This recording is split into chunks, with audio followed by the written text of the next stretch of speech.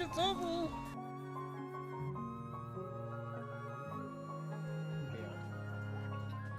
People who lose have to tweet out they wear diapers. What? Well then I'm gonna win.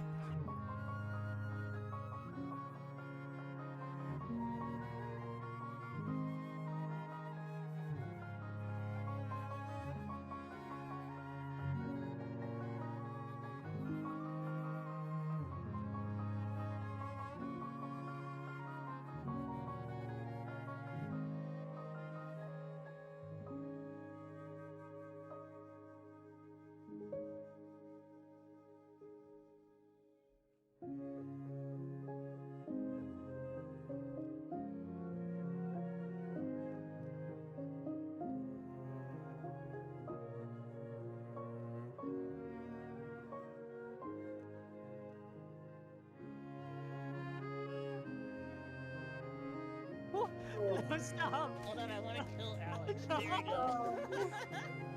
You know he can aim for you too as well. I know. Quit throwing darts at me. No. Oh, no. Oh, that's what you get. So that's what you get. No, that's what you get. Oh, Oh. Wow, that's pretty good. Good job. that was a speed run.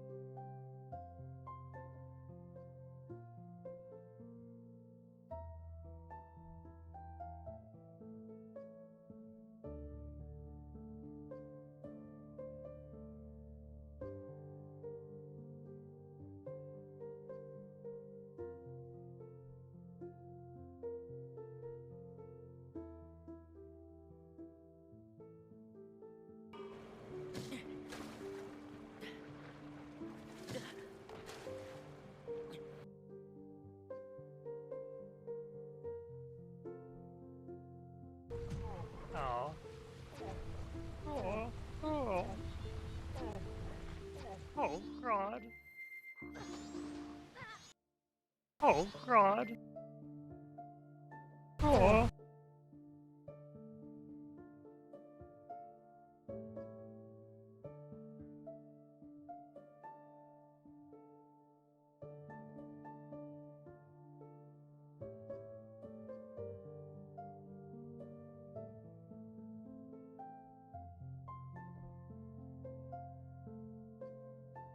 One would be happy to see your dancing, I think. The one you showed me the other day. Okay, so, last support, Elliewood was just like, Ninian, you should give me a special dance.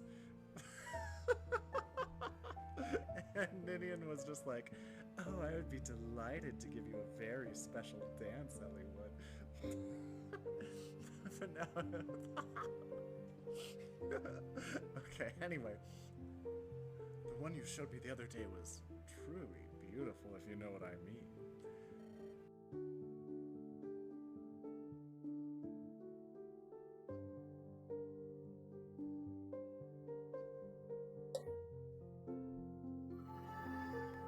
Hello, hello everyone! Welcome in, welcome in. I'm gonna say hi to everyone, but you all should tell me what you're doing.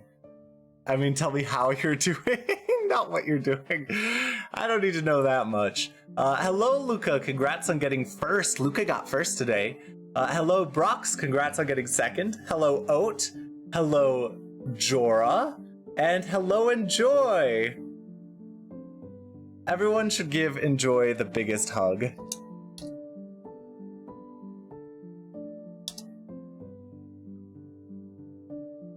You're number one. You see my purse? That means I'm first. What? Huh?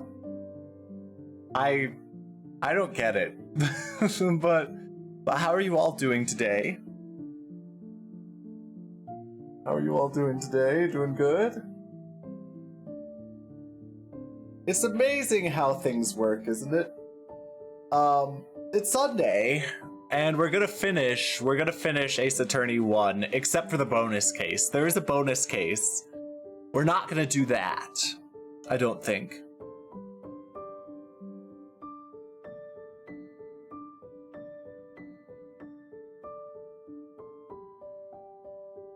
I don't know that meme, Luca. I'm sorry. And I thought you said you were not into meme culture, and here you are doing a meme in my chat that I don't even know. And I'm more into meme culture than you are. like what?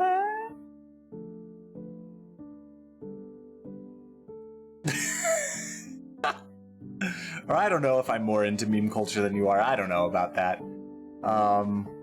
Maybe I am, maybe I'm not. I might do some mock drawings. I might sketch some things up. Oh, but how are you doing, Enjoy? How are you doing? How are you doing? Who's messaging me? Huh?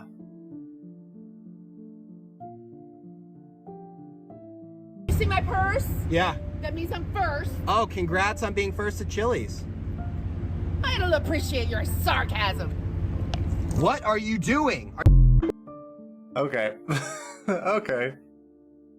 You're good. Glad to hear you're good, Enjoy. It's always a pleasure to see you, Enjoy. It's always so nice to see you here. Oh? But anyway, what were we gonna talk about this morning? Oh, yeah. So I guess I could talk about the month that I was gone from streaming. I was just busy. I was just busy. Not much more to say about that. I guess there was a trip I went on one weekend. The last weekend before I came back to streaming.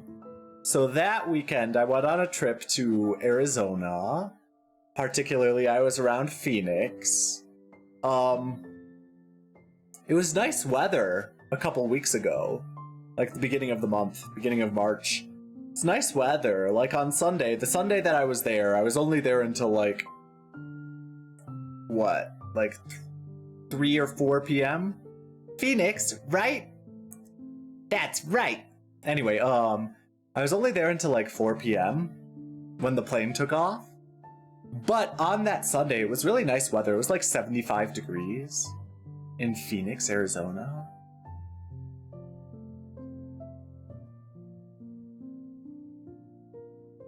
It was nice.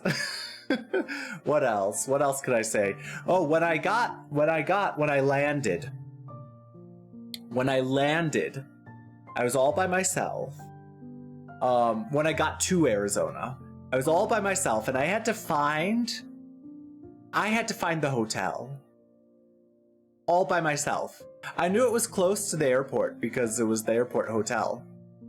But I didn't know how to get there. And I was like wandering around like the airport, like trying to find how to get there. And there's this one guy at the like exit. But there was this sign that said like employees only or something right next to where the exit was, and I was just like, am I allowed to go out this way? And then he kind of like looked at me really startled and just like pointed at the door. And I was just like, okay. Because he didn't say anything. Like he just like looked at me all startled like and then just pointed at the door. So I went out the door. Luckily, it was a proper door to go out, to get outside, and then I used my GPS to help me find where to get to the hotel. But it was kind of confusing because I had to cross streets and stuff, and not everything was designed in a way that made much sense. But...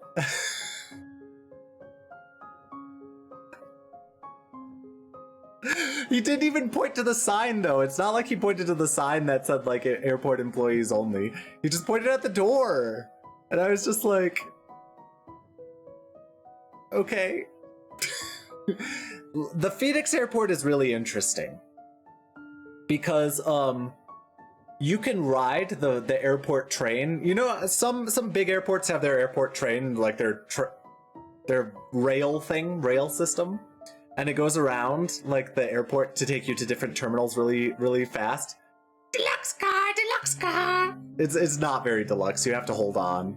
There are like 5 seats in each box of the train. Let's say that. But a lot of them, they have these trains that like the rail system, light rail, whatever you want to call it. Not light rail, whatever. Their rail system that once you're inside the airport, you can take it to other terminals, right? If it's a big airport. Small airports don't necessarily have that. But the one in Phoenix, you can get on that without going through security. And it's really interesting because there are lots of shops and stuff and waiting areas that you don't need to go through security. It's not like there's this tiny portion that's like insecure portion and then the vast majority of the airport is secured behind security gates and stuff. The vast majority of this, well, I don't know if it's majority, but there's a ton of stuff that you can do without going through security, which is interesting. And then they have security at like every terminal, so that I think that like, despite the fact that it's such a big airport, you can like, what's it called? What are the words? What are words? But anyway, there's security like at every terminal, so that I think that like lowers the wait time for security. To like spread it all out so people go to the proper terminal and then go through security at the terminal rather than everyone going through a bottleneck at security and then finding their terminal from there. You know? I think that's what they do. And so like it was only maybe 20 minutes in line at security when I went through, despite it being such a big airport. Whereas I do prefer smaller airports, let me tell you. Smaller airports are nicer. I like the smaller ones. I just, security is obnoxious.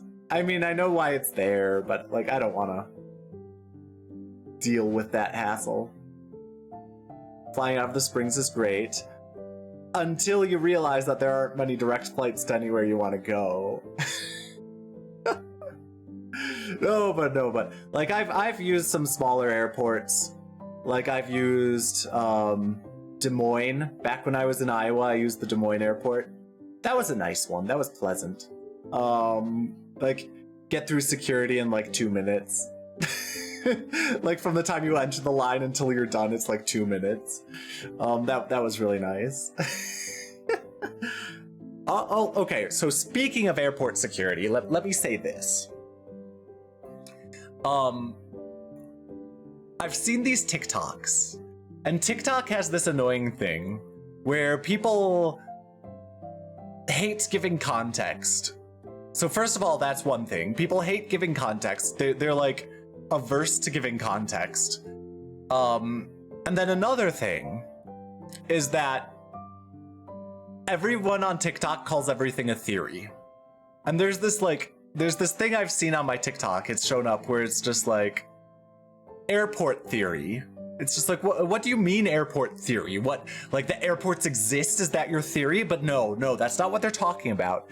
The airport theory is that you don't need to arrive at the airport like 2 or 3 hours early to make sure you get to your airplane on time. No, airport theory is that you can show up like 20 minutes before your flight leaves or boards or something like that and you'll be fine. And it's just like, that's not a fucking theory. So first of all, that's not a theory.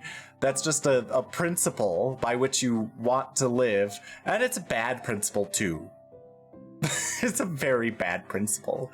But anyway, that's something that's shown up. But there's also these theories like on TikTok that I've seen where it's just like never broken a bone theory. And I'm just like, what? Never broken a bone? What are you talking about? How is there a theory called never broken a bone theory? And then I tried looking it up with the search feature, like what is never broken a bone theory? And it's just like, if you've never broken a bone, that means that you have such emotional struggles that your body was made extra strong to protect you from physical struggles because you need all your energy for emotional I'm like, shut up. Shut up. Just stop being so stupid. Okay, but like, okay, so you might have emotional struggles, but that, like, what is it? It's not designed that way. Stop that. Hey, stop that. Anyway, I'm getting overly upset at TikTok. You know what's another thing that's showed up on my TikToks a lot, my TikTok feed? There are all these TikToks that are just like, 3 signs that someone's interested in you. Like, okay, let me just indulge the video and see what their stupid signs are. And often it goes back hand in hand with that theory thing that I was complaining about earlier, where they're just like, foot direction theory or whatever. It's just like, okay. It's like one sign that someone's into you is if they engage in foot direction theory. And it's just like, what? And apparently foot direction theory is something like, if you're in a group and they point their feet at you, then they like you or so. Whatever. But inevitably, all of these videos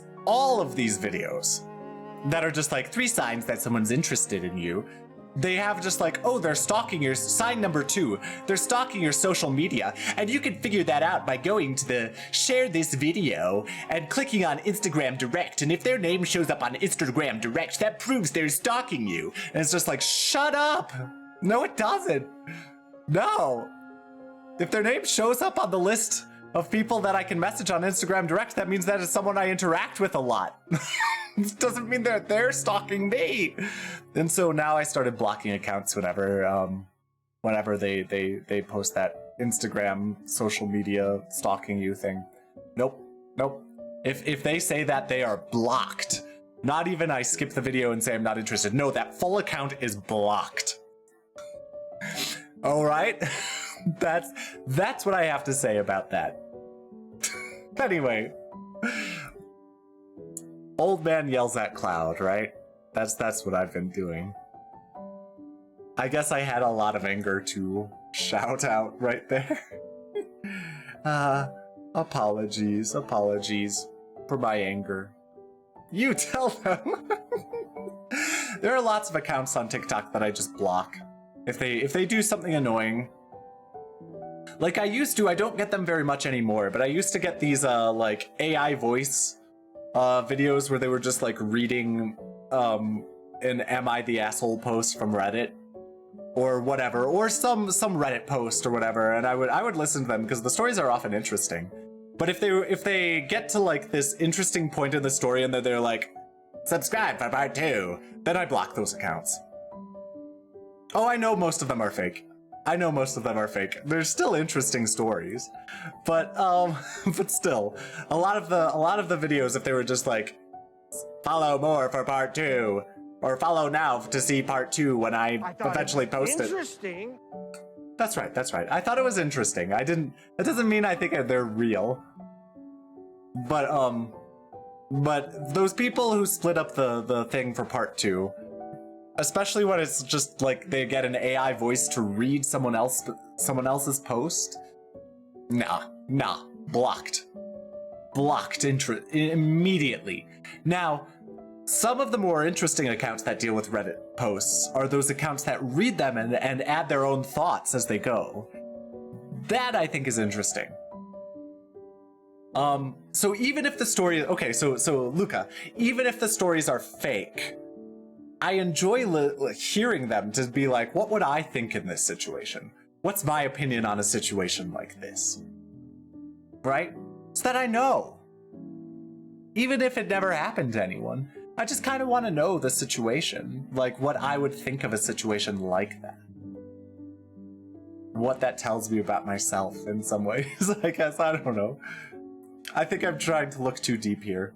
It doesn't need to be that deep. It's not that deep, bro. Okay, so, okay. Do I tell the story? I think I'll tell this story as well. We're gonna sort of hold on for a couple more minutes so that people have a time to get here, and then we'll jump into Phoenix Wright. But there was this story. This actually happened. So some of you may know, although maybe not everyone, that I am a moderator in a stream. Here we go, I'll shout out Catboy Dice. I'm a moderator in Catboy Dice's stream. So, there was this one time...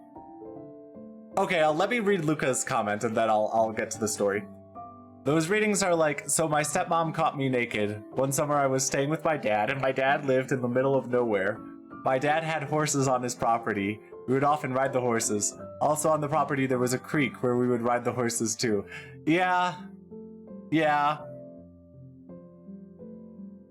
some of them are written like that. Nom nom no. Hello, Rosie. Let me give you a shout out. I know it's supposed to be nom nom nom, but I like the thought of nom nom no. But anyway, let me tell this story. So I'm a moderator in Catboy Dice's stream, and one time there was a guy that came in and was kind of being weird. He was kind of being weird, right? And I was just like, I don't know how this is going, but Dice seemed to be handling it fine. Like, it's like, I'm okay with this guy. And whatever, but then he said something that could be interpreted as kind of racist. And so, one of the other mods in Dice's stream banned him. Okay, fine, whatever, he was kind of weird. The next day, literally the next day, I see him in another streamer stream, this chatter, in another streamer stream that, I was watching. And I noticed that that other streamer had a femboy tag. And that's important. Femboy. And this guy came in and started being weird in this other person's stream too. And eventually got banned from that as well. Okay? And so I'm like, okay, that's weird. And then I actually contacted Luca and I was just like, hey Luca, you have a femboy tag in your stream. I don't know if Luca still does, but Luca did at the time. Maybe still does. But I was just like, watch out for this person, because this person seems to be going to femboy streamers and like being weird and getting banned and all of them. Anyway, that was all I saw of this person for like a month or two. And then one day, Dice messages me and was just like, you know, look at this video. And so apparently that guy, who had been banned in these two streams that I had seen, made a video about his experience getting banned in femboy streams. Femboy VTuber streams. And I was just like, what? It is, like, it was the wildest thing. Like, it's this guy who was doing, like, a face cam, but he had, like, this mask on, so you couldn't, like, see his face. But, like... Oh, hello, Dazo! How are you doing? How are you doing? It's good to see you. Thank you for the first time chat. How are you doing today, Dazo? Ah, it's good to see you today. I know you've been following for a little bit without ever... since November. Since November. Wow. Anyway. But how are you doing? I'm doing good. Alright, so anyway, this video, and this guy was talking in the video. I'm gonna continue with my story.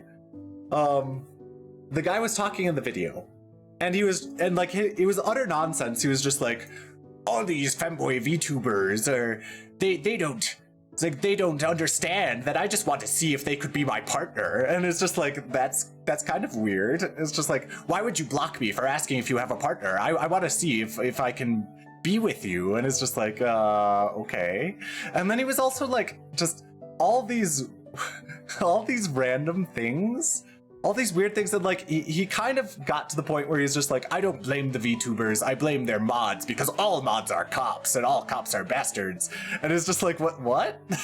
It's like, well, huh? And then also later it's just like, I'm not saying that femboys banning me is why we have an incel problem, but this is why incels exist. And I'm just like, huh?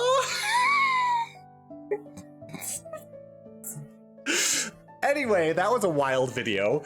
And I don't want to give this guy like free publicity, but it's been a point that I've brought up to Dice before and to the moderator of the other stream before, and like we joke around about it. It's just like whenever some weirdo shows up in one of these streams, I will like I'll like DM the moderator for the other stream and just be like, hopefully this guy doesn't like make a video about why incels exist.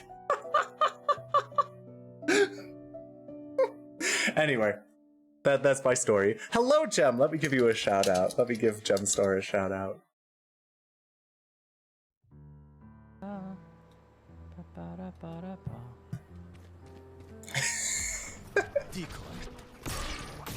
Yeah. Oh, fuck you. Oh my god. Get him! Get him! What are you doing? Dude, my mouse. Pathetic. My mouse stopped moving for a Last second. round in the half. If you saved, spend it. Oh my gosh, hold I'm on. sorry. I don't know why there are people like that. I don't know, Dazo. I don't know. Oh, actually, I should ask you, how should I say your name? Because I've always called you Dazo, but is there another way you would prefer me to call you? Yeah, that's what I want to know. Good morning, Gem. I believe you. I believe it was your mouse's fault. It wasn't yours. And why were you playing aggressive rock, paper, scissors, Rosie? And what happened to make you regret that? That's what I want to know.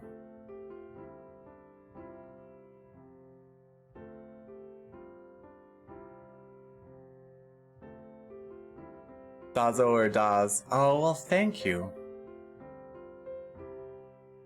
I'll probably keep calling you Dazo because that's what I'm used to then. Or is it Daz? Is it Dazo or Daz or Dazo? Because I guess I've heard people say Dazo or Daz, but oh goodness. See, this is the problem with text communication, or communication in which some things are in text and some things are spoken.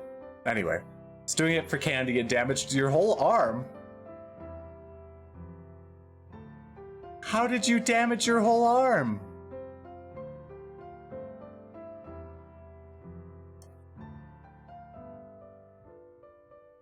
How did you damage your whole arm?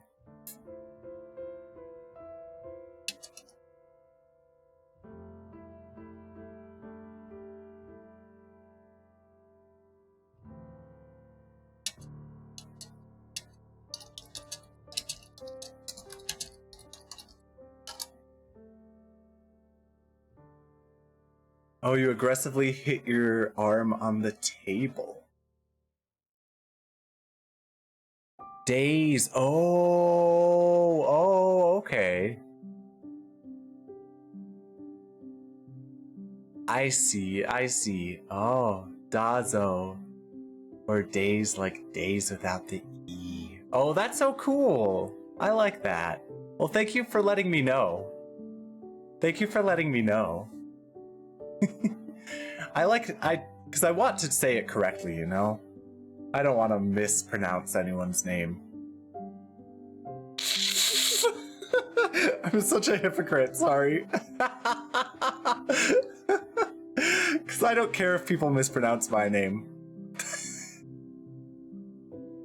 And I intentionally don't correct people. I hope your arm feels better soon, Rosie, but I intentionally don't correct people on my name.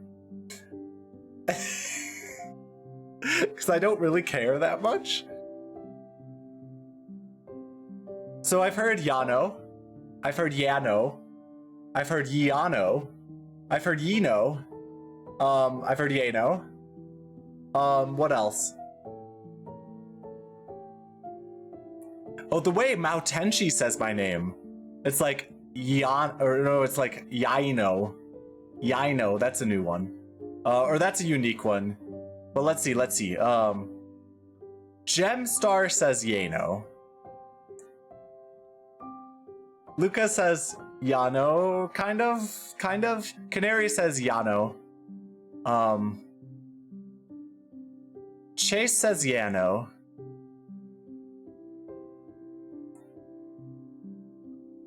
Kiba says Yano, like it's like two separate syllables for the vowels at the beginning. Yino, the Shy Shota says Yino. So, yeah. Anyway, that's some stuff. That's some stuff. Some stuff about pronunciation.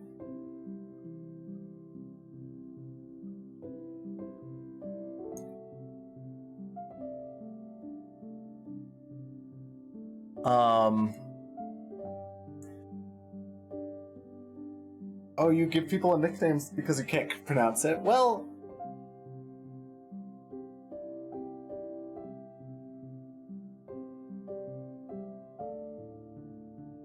Oh, like Dazzle. I see.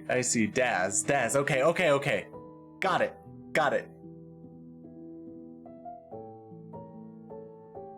What? Yeah, handsome. What are you talking about, Gem? You don't even know what I look like. Kind of. I've always pronounced Zelda names wrongish, so I'm proud of getting Yano correct the first time around. That's impressive, Jorah, that you got that, because I think the correct pronunciation of my name is difficult to guess.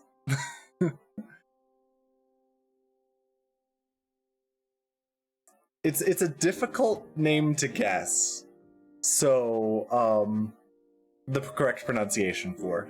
And I would say most people's initial instinct is incorrect. But that's fine.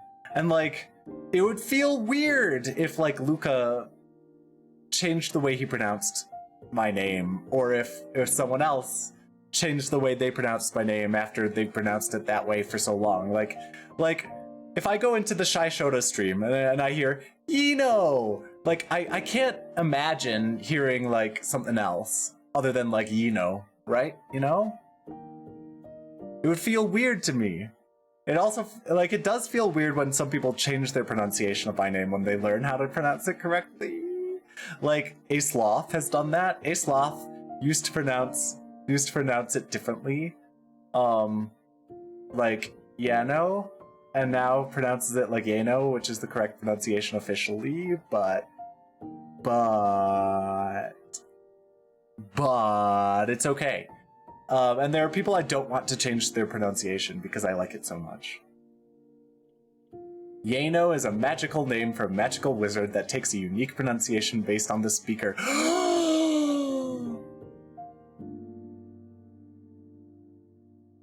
I love that.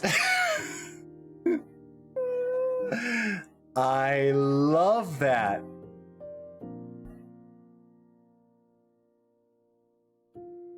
That depends on the speaker. Anyway, let me give some quick shout-outs to people who I mentioned. Mao Tenshi TV. Quick shout-out. I mentioned Chase in there. I mentioned the Shy Shota. I mentioned a Sloth Journey. There we go. Quick shout outs to those people. I don't know if oh, Kiba. I also mentioned Kiba. I think that's how you write his name. Yes, I got it right. Okay, great. Great. There we go. I got him. I got them all. Anyway. Is it time to get into the game? Is it time to get into the game? I think it probably is. Otherwise, this stream is going to go on for ages. Because we're finishing Ace Attorney 1. without the bonus case today. That's my goal.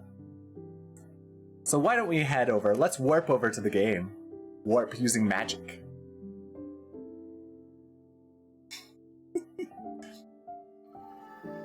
There we go. Oh, let me change the music.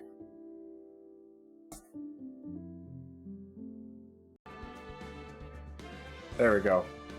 We're finishing this afternoon. And if it's too loud, let me know. It kind of feels a bit loud, but... Alright, let's get into this. The transition. Oh, thank you. Thank you, Dazo. Yes. I really like the transition. Oh, I should get out my grimoire. There we go. Because this is a more booky game than a magic wand or staff game or anything like that. December 27th, 2:11 p.m. Wright and Company Law Offices. What was Mr. Edgeworth talking about? A memory of a crime that I committed. A memory of murder. Do you really think Mr. Edgeworth killed? Hi, Juno. How are you doing, Juno? I don't believe it. Not Edgeworth. Some painful memory has been troubling him recently. But he'd never take someone's life. Never. Nick. Yo, how's everyone doing? What do you think of my performance today? I had him swooning in the aisles, huh, Maya? Swooning? Me? Oh yes, I do remember feeling faint. Right on, tell me the truth. It was like love at first sight, right? Right, Nick? Huh? Me? Well, maybe my heart skipped a beat or two. I think you could do better than that. Come on, I saved Edgeworth in there, dude. Edgy. You guys should be bowing before me. Yeah, bow before your hero. Larry, you really helped out in the trial today. You did. If you weren't there, Larry, I'm sure Mr. Edgeworth would have been found guilty. Ha!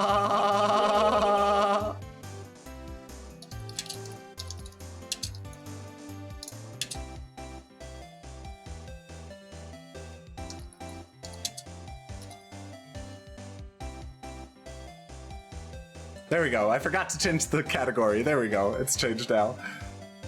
But seriously, Nick, that boat shop caretaker guy is pretty suspicious. But Edgy ain't off the hook yet. Way to spoil the mood, Larry. Hey, I'm just a guy sitting in the audience, you know? But from where I was sitting, Edgy seemed pretty edgy. I mean, can you really know he's telling the truth about that night? Nick? I don't know. But what I do know is, I'm going to believe in you two until the end. Us two?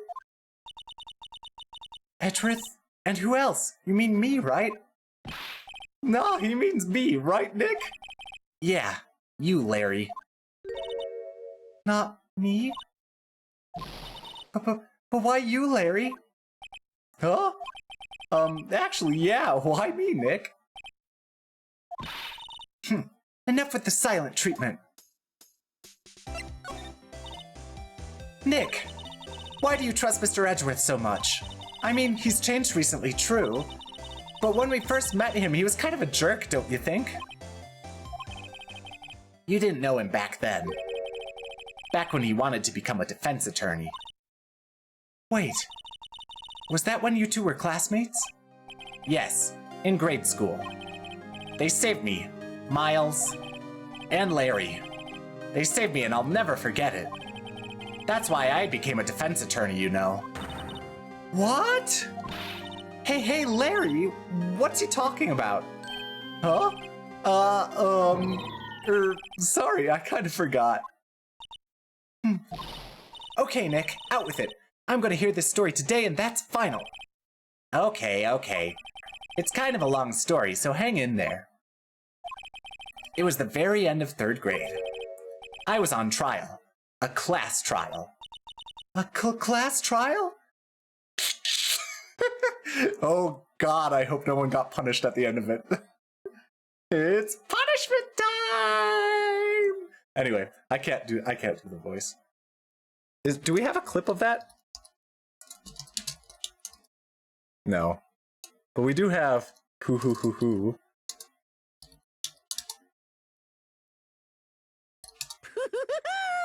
Anyway, a class trial? You remember, Larry? Spring, end of 3rd grade? A kid in our class got his lunch money stolen. Lunch money? Our school was really small. Every month, kids would bring in an envelope with money for lunch from home. Huh, I see. Anyway, this kid's envelope disappeared, with $38 still inside. Oh, yeah, now that you mention it, I do remember that. I can see why you'd forget, though. You were out of school that day. Anyway, the envelope had been stolen during PE class. I was coming down with a cold, so I'd skip PE that day. I was the only one not in class. So, they thought you did it? Yeah. The kids in class said I should be put on trial. Trial? So the next day we held a classroom trial with me as the defendant.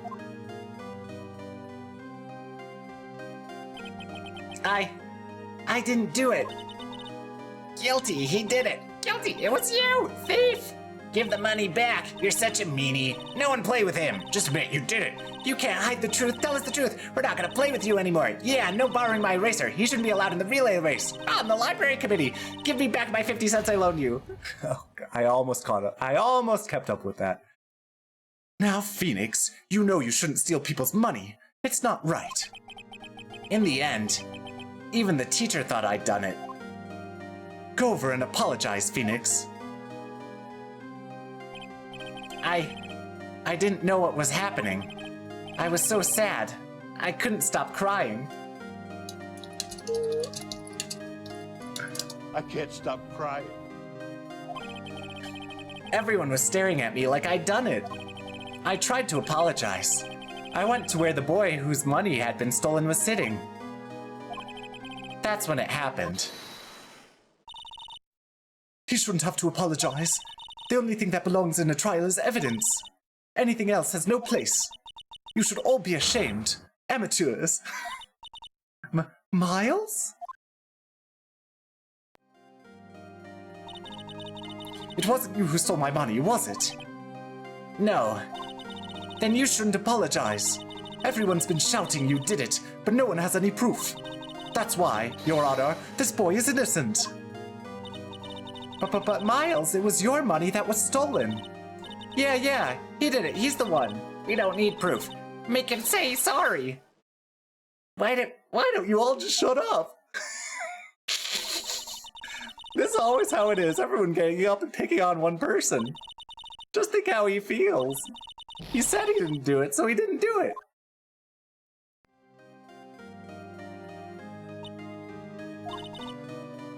Very well. I will replace the money myself. This class trial is over. That's how it happened. After that, the three of us were the best of friends. Wow, I had no idea. Yeah, I had no idea either. I mean, I forgot. That's when I learned what it meant to be alone. Totally alone, without a friend in the world. You did a good thing, Larry. Yeah, well... I was just lucky that I took the day off from school. If I'd been there, they would have thought I'd done it. So, I took it kind of personally, see? When something smells, it's usually the butts. Welcome back with breakfast, Luca. What are you having for breakfast?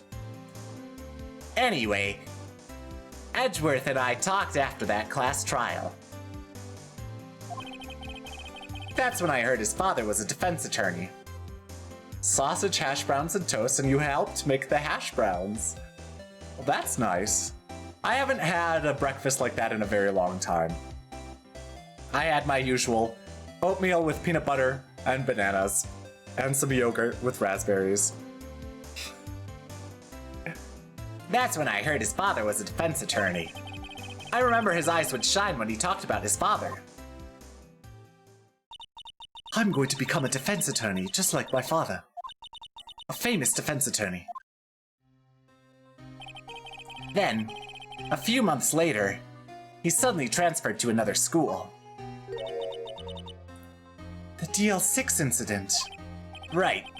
I'm not sure, but the transfer probably had to do with his father's death. That's so sad. It was several years later when I heard Edgeworth's name again. There was an article about him in the newspaper. The headline was something like "Dark Suspicions of a Demon Attorney." Fabricating evidence, manipulating testimonies, covering up facts. The article said he'd do anything to get a guilty verdict. Anything. But why? What happened? I mean, that's not the Edgy I used to know at all. That's what I thought too. I tried to get in touch with him. I don't know how many times. He never replied. I guess he didn't want to see his old friends. I couldn't just drop it though. I wanted to meet him, to learn why he had become who he became. That's when I decided. Wait, you don't mean... That's why? That's why you became a defense attorney? To meet Edgeworth? Oh dear Phoenix. Oh dear Phoenix. You don't just choose a profession because you have a crush on a guy. That's not how you choose a profession, Phoenix. Oh, what are you gonna have for breakfast, Dazo? I'm very curious. Very curious. But yeah, I try to be healthy, Luca. And I'm gonna start doing way more cardio soon. Not this next week, but the week after.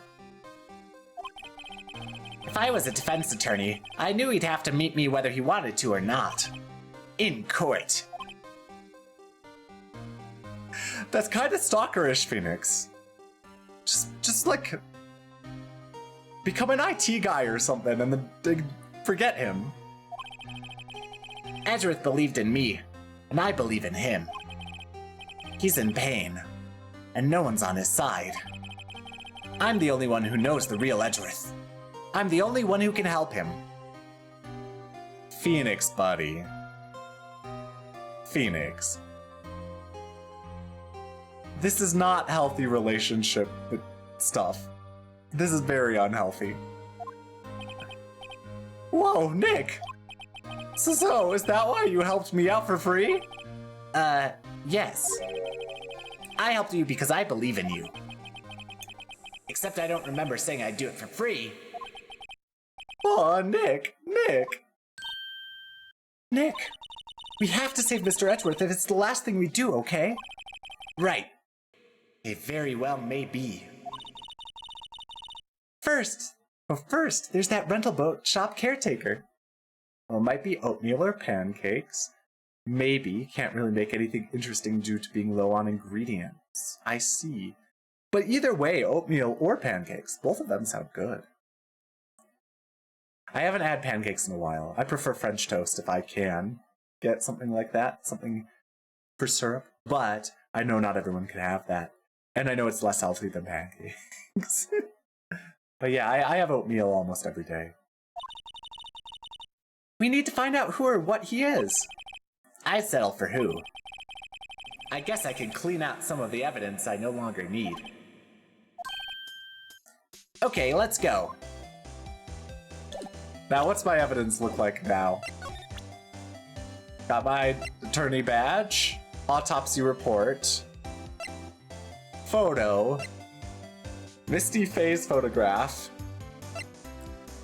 overhead map of Gourd Lake. I'm still gonna need that.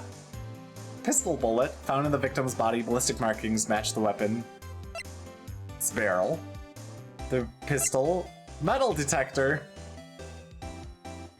Interesting that Phoenix thinks he still needs this. Parrot, the erstwhile companion of the boat shop caretaker, answers to the name of Polly. DL6 case file. 12/28/2021 or 2001. Woohoo. District Courthouse. Air in elevator was oxygen depleted at the time of the incident. No clues found on the scene. Wait, what year does AA1 take place in? Oh. This is 15 years later. So AA1 must take place in 2016.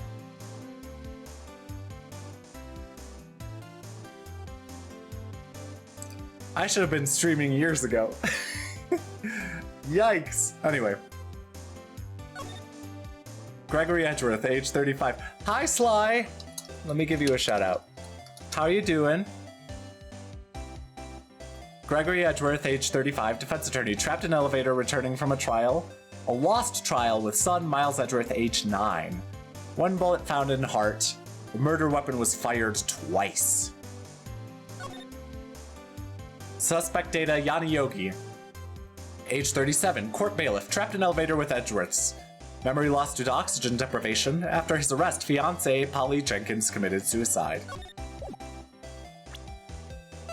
Okay, what else? DL6 incident photo. Interesting. I see, rough weekend. I'm sorry to hear you've had a rough weekend, but I hope things get better, and I hope the PC upgrade will be an exciting thing to get tomorrow. That sounds... I mean, honestly, a PC upgrade sounds like a great thing. New solid-state drive. Ooh. I've heard very, very good things about solid-state drives. December 27th, detention center, visitor's room. You look as grim as always. Mr. Edgeworth? I heard the story about the class trial. Class trial? What do you mean? You don't remember? No, I don't. Your lunch money was stolen, wasn't it, in 3rd grade? Lunch money? Oh, right. Yes, I seem to remember something like that. Nick, I think you're the only one who really remembers. Well, it probably only really mattered to me anyway.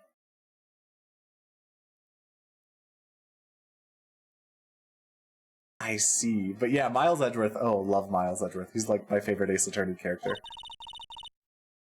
Mr. Edgeworth, didn't you know?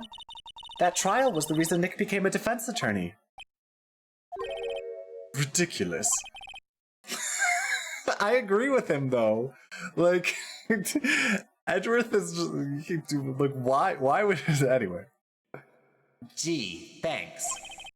That said, it does sound like the kind of thing you do. You haven't changed a bit, have you, Wright? So simple.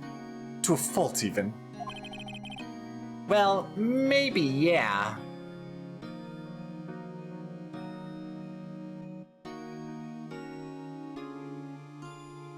Sus. I know the words I'll say for Miles. Oh.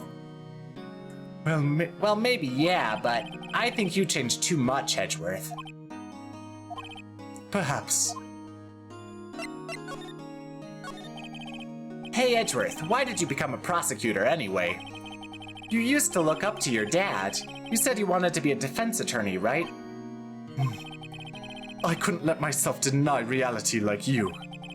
What do you mean? My father was taken from me, and you want me to defend criminals? I'm sorry, Wright, but I'm not that good of a person.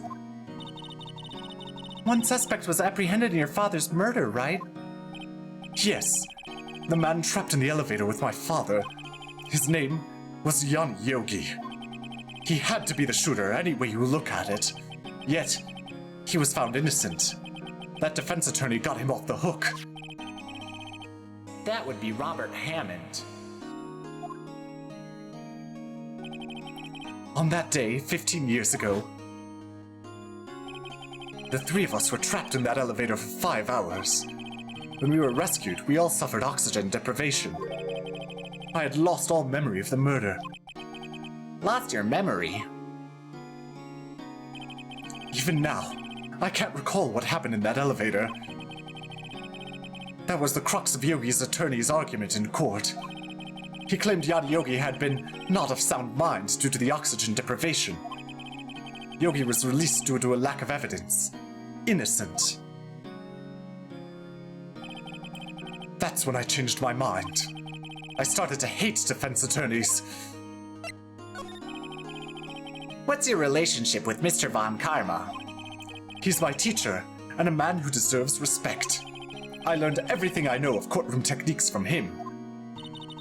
So he's like my sister was to you, Nick. He is a perfectionist in all things. In court, in his personal life, he's obsessed with doing everything perfectly. Perfectly, huh? In all the cases he has taken on, none were left unsolved. And not one suspect was declared innocent. Ever. But that's... I know. It's possible some of the suspects were indeed innocent. However, it is impossible for us to accurately determine that in every case. All Von Karma does is his job, to find the suspect guilty, perfectly. In any case, it's nigh well impossible to find a weakness in him. Should a weakness appear, he would do everything in his power to make it go away. Edgeworth, if what you're saying is true, you're headed for a guilty sentence tomorrow. He's right! Now's no time to praise the enemy, Mr. Edgeworth. It's a strange situation in which I find myself, I'll admit. No kidding. Alright. Let's go elsewhere. December 27th, Gourd Lake, park entrance. Hey pal, long time no see. Oh, Detective Gumshoe. Close one today, eh? I got so worked up I snapped my tie in half. Sorry about that. No problem, pal. Thanks to you, we now know who really did it. You mean the boat shop caretaker? Look, I'll make you a promise. I'll have that scoundrel in my custody by trial time tomorrow. Come what may. It's my duty to you as a police officer. Now, I'm off to catch me a criminal. Detective Gumshoe sure is active today. Oh, one other thing. Eek! No one can go into the woods today. The woods? Where Lotta was camping? The woods are off limits to camping, and apparently the park ranger found out. He got pretty mad. No one can go in for a while. I guess Lotta's in a lot of trouble.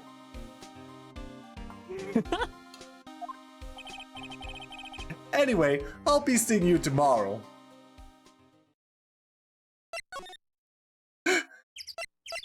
Let's go to the public beach. December 27th, Gourd Lake Public Beach. Huh? The steel eyesore is missing. Eyesore? Looks like the hot dog stand is closed today, too. I guess Larry's too busy worrying about Mr. Edgeworth to show up for work.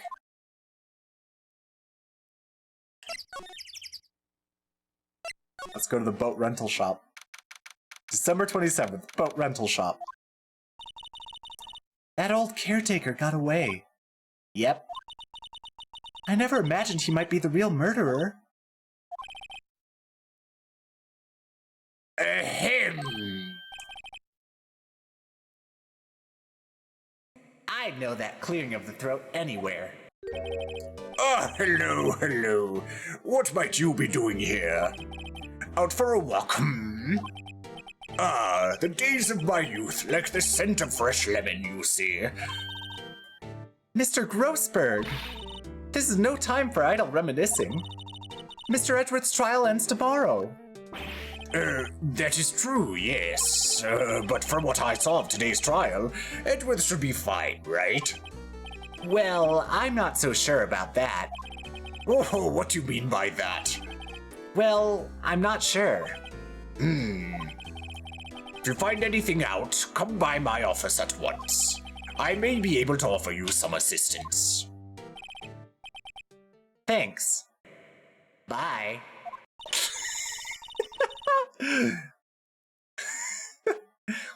What do you think Mr. Grossberg was doing here anyway? Who knows?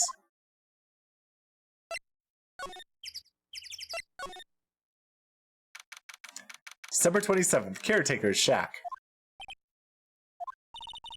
Nobody's home. Hello. Hey, it's Polly. I wonder where your owner's gone, Polly. Hello. I can't believe he'd run off and leave his poor parrot to fend for herself. Hello.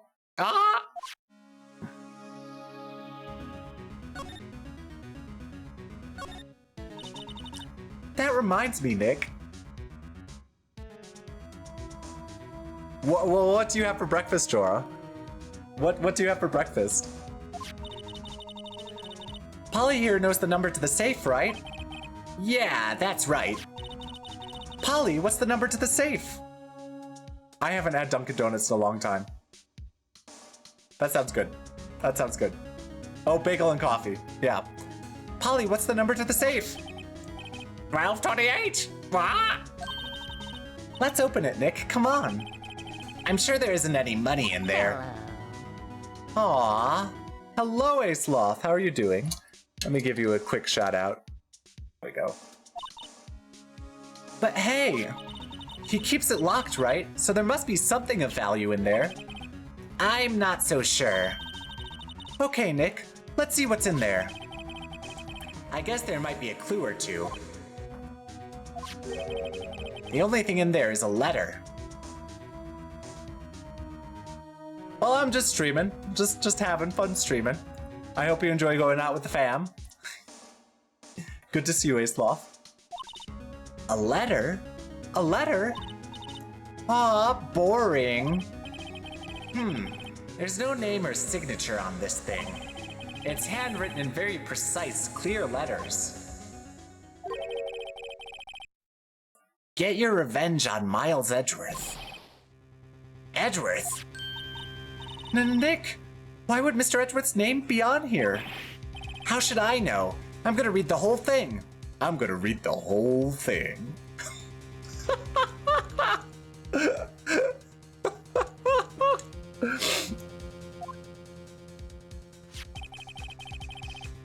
Get your revenge on Miles Edgeworth. It also says, this is your last chance. Now is the time to get revenge on the two men who ruined your life. The rest of the letter goes on to describe the murder plot in detail. How to kill Robert Hammond and frame Edgeworth. Calling Edgeworth out to the lake, getting on the boat, firing twice. This is exactly what I figured out today in court. It's all here, in perfect detail. What do you think it means, Nick? I don't know, but it looks like these are instructions for that caretaker. When he killed Robert Hammond and called out Edgeworth, he was following instructions. But who could have written that letter? And what does it mean to get revenge on Miles Edgeworth? Look, I don't know, okay? But one thing's for certain. This letter is an amazing clue.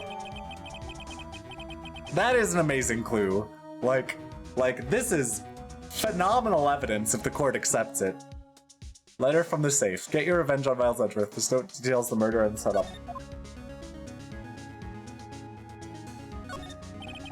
There's nothing left in the safe. I wonder why the caretaker didn't take the letter with him. He left in a hurry, right? I don't think he even came back here after the trial. Ah! What's wrong? Huh? Oh, never mind. What? Tell me. Just when I saw the TV, I remembered. They're showing a Pink Princess special this week. Oh. See? That's why I didn't want to tell you. That fishing pole looks expensive. Maybe we should bring it to Detective Gumshoe. Don't you think the caretaker would mind? Well, we could just leave him the metal detector in exchange. Maybe we'd better not. Everything's cold. It looks like he didn't turn his classic American kotatsu on. I guess he hasn't been back here since the trial. say, Nick, don't people usually put pictures of fish up on the wall to boast about them? Yeah, I guess so. I mean, pictures of fish they caught, right? Right, but don't all the fish on the wall here look really puny to you? Well, you know what they say. You should have seen the one that got away. Except the one that got away from us was the caretaker, and we did see him. Why do I feel like we're having two different conversations here?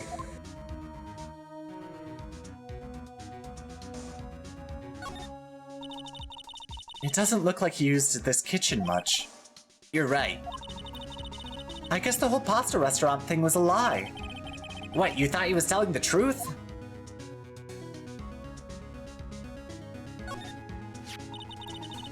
Maybe I should take care of Polly, Nick. You probably shouldn't just kidnap her. The police know about her anyway. I'm sure they'll do something. Well, okay. Sorry, Polly. He says I can't take you. Great, now the bird's gonna hate me.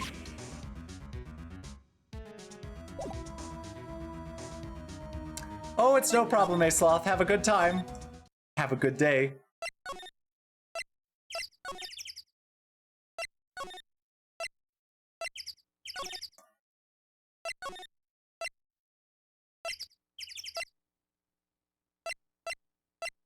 I can't get to Grossberg's office from the beach.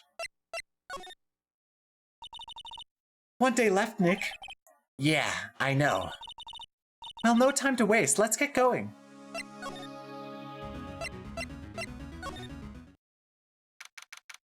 December 27th, Grossberg Law Offices. He's out. Again. When does he work anyway? Now, don't be harsh. Guess we'll have to come back later. Alright, whatever.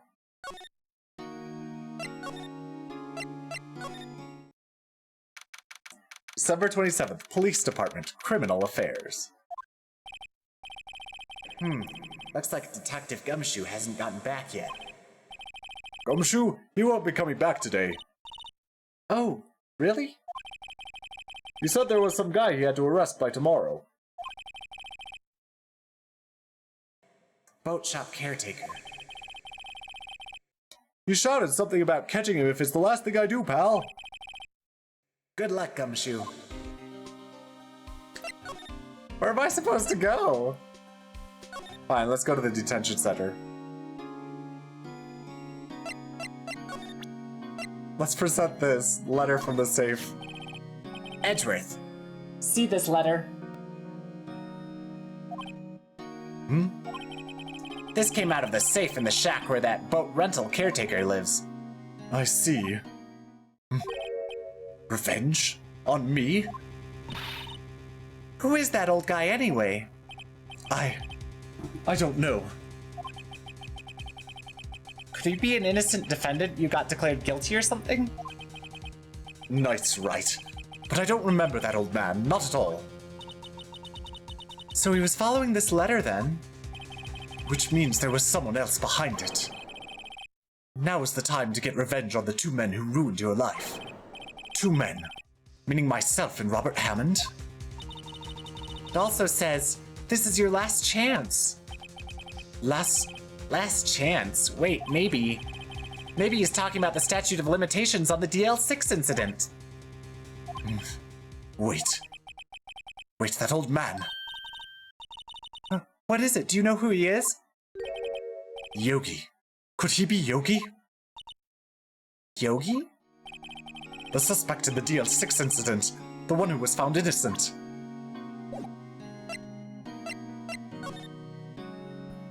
Yanni Yogi. Yanni Yogi was a court bailiff at the time. We just happened to be in that elevator together 15 years ago.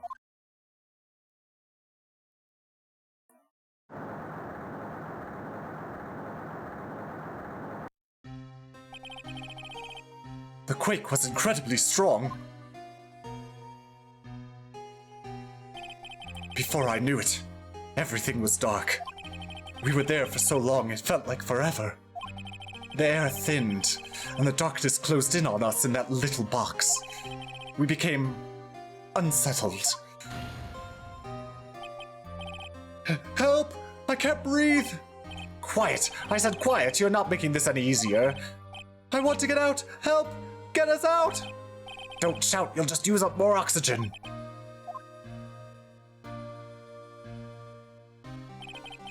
That's all I remember. When I came to, I was in a hospital bed, staring up at the ceiling. In court, Yana Yogi's mental condition was called into question. They claimed the oxygen deprivation and stress had caused temporary insanity. In the end, the claim passed the court and Yogi was found innocent.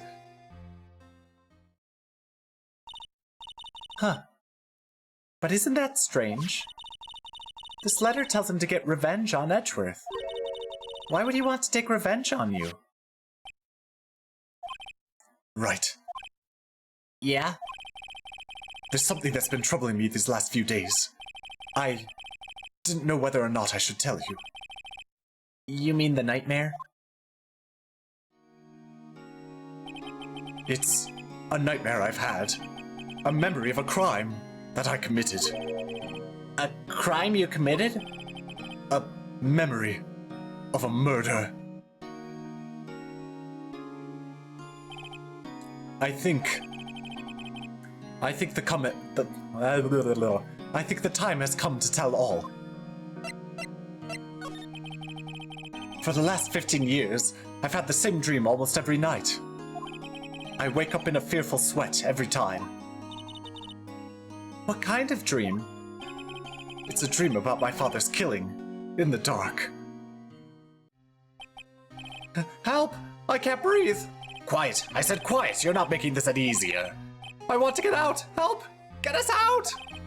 Don't shout, you'll just use up more oxygen! I can't breathe. You're using up all my air. What? Stop breathing my air, I'll stop you. Ah! Well, what? What are you? Stop breathing my air! No! Father! He's attacking Father! Then I see the pistol lying by my feet. I don't know if it was evidence from that day in court or the bailiffs. In a daze, I picked up the pistol. Get away! Get away from my father!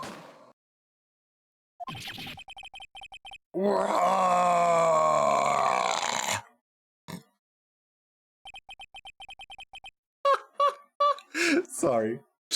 Sorry about that scream. And with that scream, I wake. It's a bone-chilling scream. A scream that has rung in my ears for the past 15 years. But... that's just a dream, right? Right? That thought is the only thing that has kept me sane for the last 15 years. But what if I'm wrong? What if it's real? They say that sometimes people shut out memories in self-defense. Maybe it was I who killed my father. What? If you think about it that way, this letter makes sense. Get your revenge on Miles Edgeworth. Think about it. Yogi was really innocent. That's why he wanted revenge against me. Wait, Edgeworth. You mean... It was me. I was the true criminal of DL6. I shot my father. This is bad. What are we going to do, Nick? What can we do? I don't know. I don't think there's anything we can do, like it or not. If there's someone else who knows a lot about the DL6 incident, maybe... There is, Nick. There is someone else who knows a lot about DL6.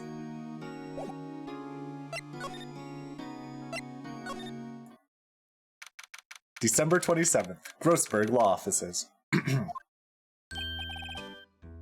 Mr. Grossberg. Ah, hello there. What's wrong? You look troubled. No kidding, I can't believe you're not. My. Just calm down and tell me what's happened, hmm? It's Mr. Edgeworth. He...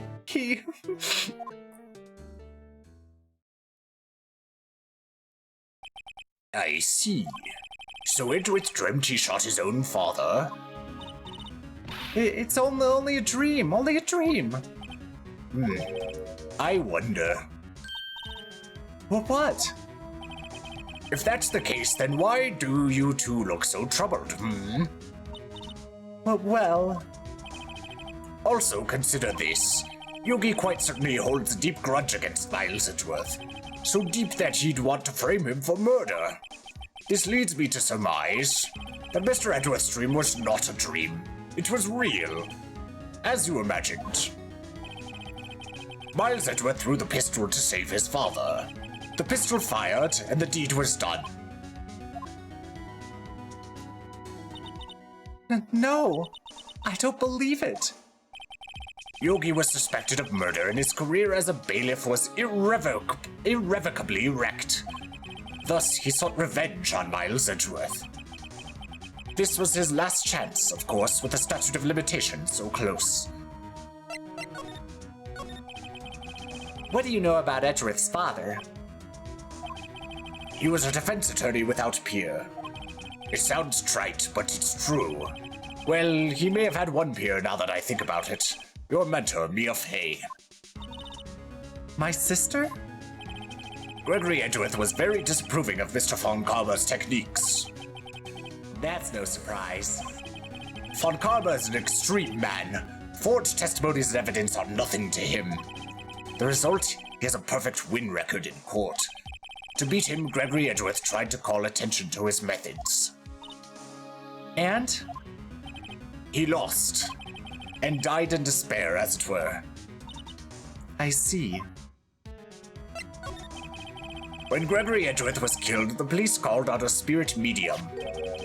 That was your mother, Misty Fey. I am Gregory Edgeworth. I have been killed. The one who shot me was the bailiff, Yanni Yogi. Yet Yogi was found innocent. That's when my mother left us. Everyone called her a fraud. That's right, everyone thought she was, you see. Yet, now that I think about it, it seems the one who lied was Gregory Edgeworth's ghost. Gregory Edgeworth must have known who shot him. I don't believe it. So you're saying he falsified his testimony? That Edgeworth's dad lied to protect his son?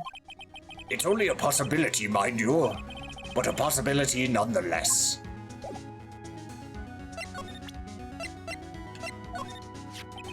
Ah, she was a beautiful woman. I'm truly sorry about what I did. Huh? Sorry about what? Yeah, I think I'll stay out of this one.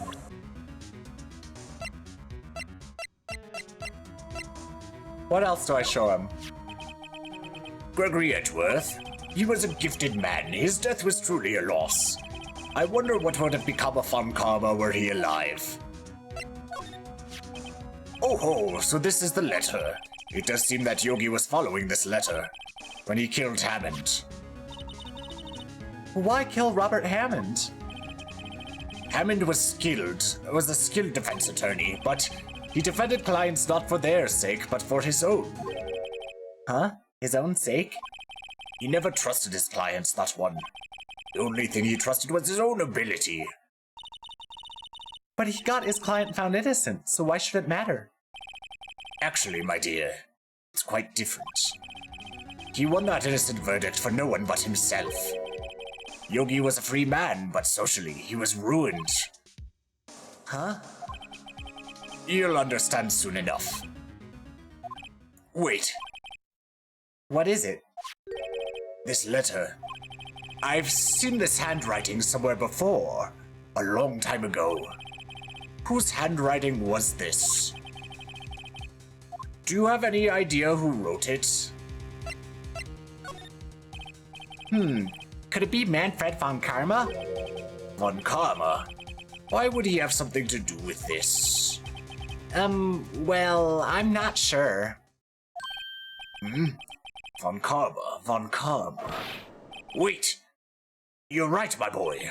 This is Von Karma's handwriting, I'm sure of it. I used to see it all the time on court reports. What? But that means the one who told Mr. Yoki to kill was... Correct. Manfred von Karma himself. What does this mean then? Why would Von Karma want to frame Edgeworth? If it was truly was Von Karma who wrote this letter, then we would know the truth. He would know that Miles Edgeworth had accidentally killed his own father. He'll say as much tomorrow in court, I should think. He'll press the point until the court finds Miles Edgeworth guilty. Oh no! But how could Von Karma know about Mr. Edgeworth's past like that? Even Mr. Edgeworth thought it was just a nightmare. That I do not know. Yet I do know that Von Karma is both persistent and a perfectionist. He may be seeking to satisfy a grudge against Gregory Edgeworth by hurting his son. What do you mean? It was 15 years ago. Von Karma met Gregory Edgeworth in court, and Von Karma did win.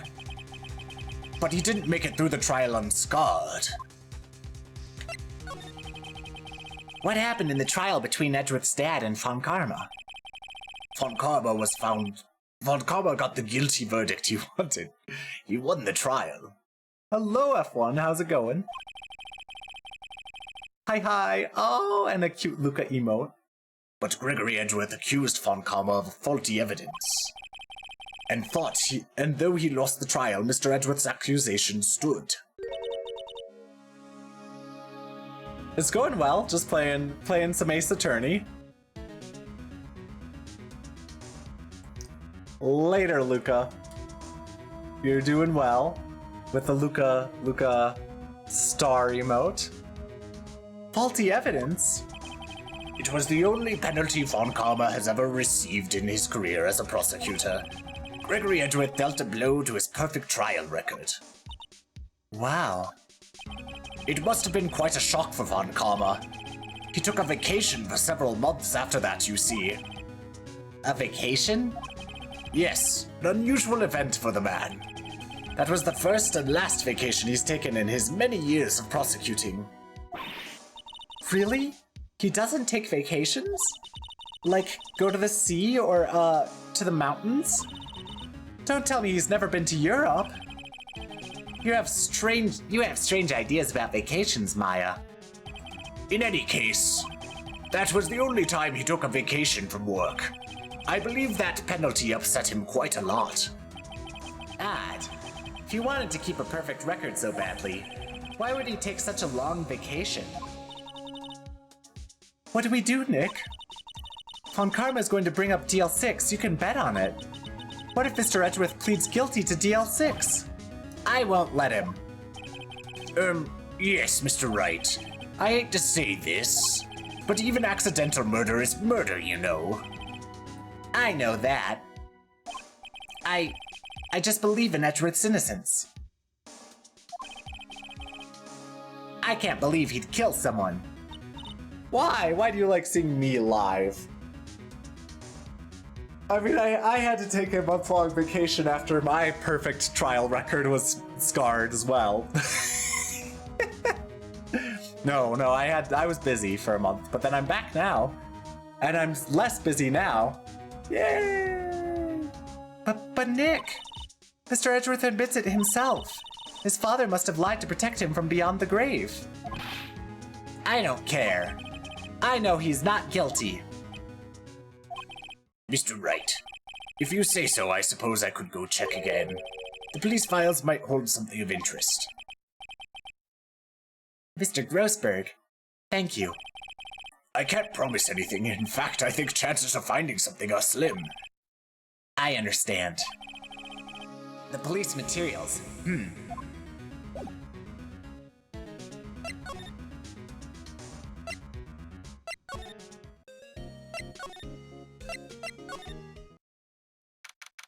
Let's check. I think we're closing in on the end of the investigation. And it will just be court from there on out. December 27th, Police Department, Criminal Affairs. There's hardly anyone here. Everyone must be out looking for the old guy, Yogi. Ah, it's you. I don't think Gumshoe will be back today. He's staying out late looking for someone. Sounds like Detective Gumshoe. Sounds like Detective Gumshoe is pounding the pavement for real. We were wondering if we could check out the records room again. Well, now I can't just have anyone wandering around in there. But I guess Mr. Von Karma is in there now anyway. You can go in as long as he's there. Von Karma? Yes, he just arrived actually. Von Karma's in the records room. Nick, let's hurry.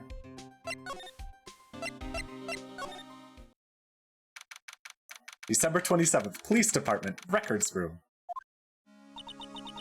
Dusty as always. We were only here just yesterday. I'm sure they just haven't had time to clean. What's wrong, Nick? Nothing. I was just noticing that he isn't here. Von Karma. Look at that open cabinet. Huh? One of the drawers here is open. Someone must have been looking in it recently. The label says, Unsolved Cases, Evidence. Unsolved cases. Nick! The file for DL6! It's completely empty! What? What are you doing in here? Eek! Von Karma! You. How do you know my name? Huh? Have we met? What are you saying? We see each other every day, don't we? We're Miles Edgeworth's defense team. Defense team. I beg your pardon. You see, I rarely remember defense attorneys.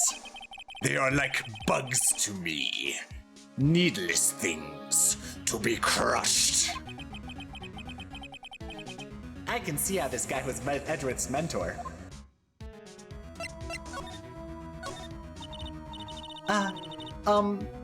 Mr. Edgeworth is your student, right?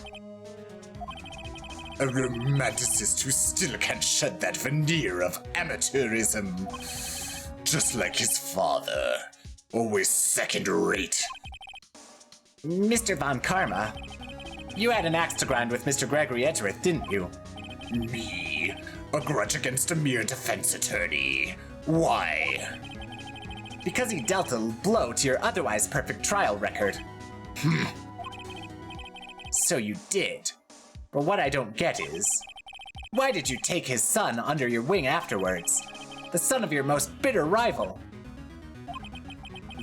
That, my dear attorney, is none of your business. Tomorrow's trial will be the last day. It's been a while since I've had a defense attorney last this long. Still, you will lose in the end. Miles Edgeworth will admit his own guilt. His guilt of 15 years ago, you mean? You're quite the researcher. If you've done your homework so well, then certainly you must understand. You know what Miles Edgeworth will tell the court tomorrow. We were right. So Von Karma is going to bring up DL6 in court tomorrow. Let's be stupid and present the letter. I know we have to. Mr. Von Karma, have a look at this. This was you, wasn't it? You instructed Yanni Yogi to commit murder. Yanni Yogi. How many years has it been since I've heard him called by that name? He's a fool. I told him to burn it after he read it. So you admit it? You wrote Mr. Yogi this letter? Yes, my dear defense attorney. Thank you for taking the trouble to bring it to me. You've saved me from a lot of needless hassle. Oh, what? Nick, what is that thing? A stun gun. For self-defense. Usually. Indeed. 600,000 volts will course through your body like a dog touching an electric fence. 600,000? Oh, don't worry. People don't die from it. Usually. Now give me the letter. No! No! Well, what are you? Nick, run! Ah! Maya! Out of my way. Ah!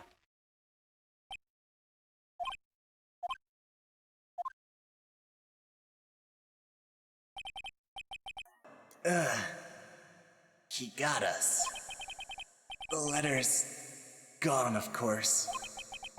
And he took the DL6 evidence. All of it. Back to having no clues. Wait. Maya jumped first. Maya! Is she okay? Maya!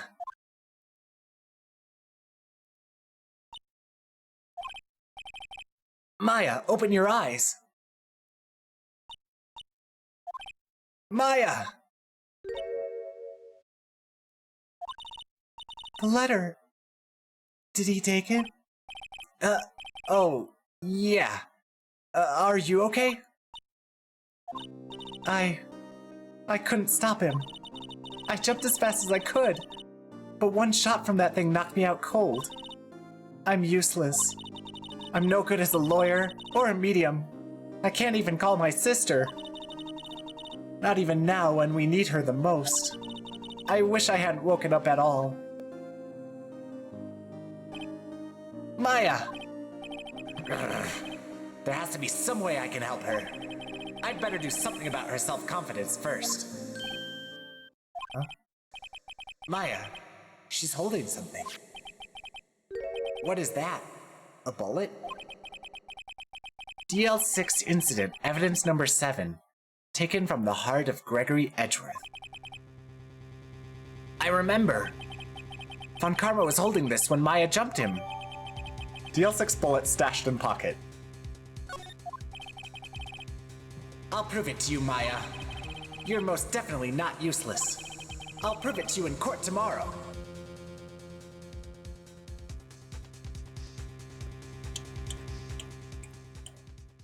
All right. Save your progress up to this point? Yes. It's the trial time. I'm gonna eat a couple almonds first. But how are you all doing? I need a little break.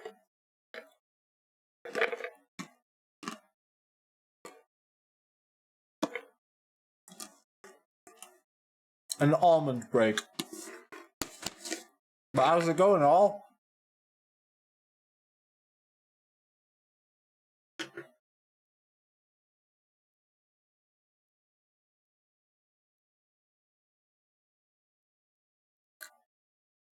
That was pretty intense. Pretty intense beginning of the trial. Well, not trial. Pretty intense investigation.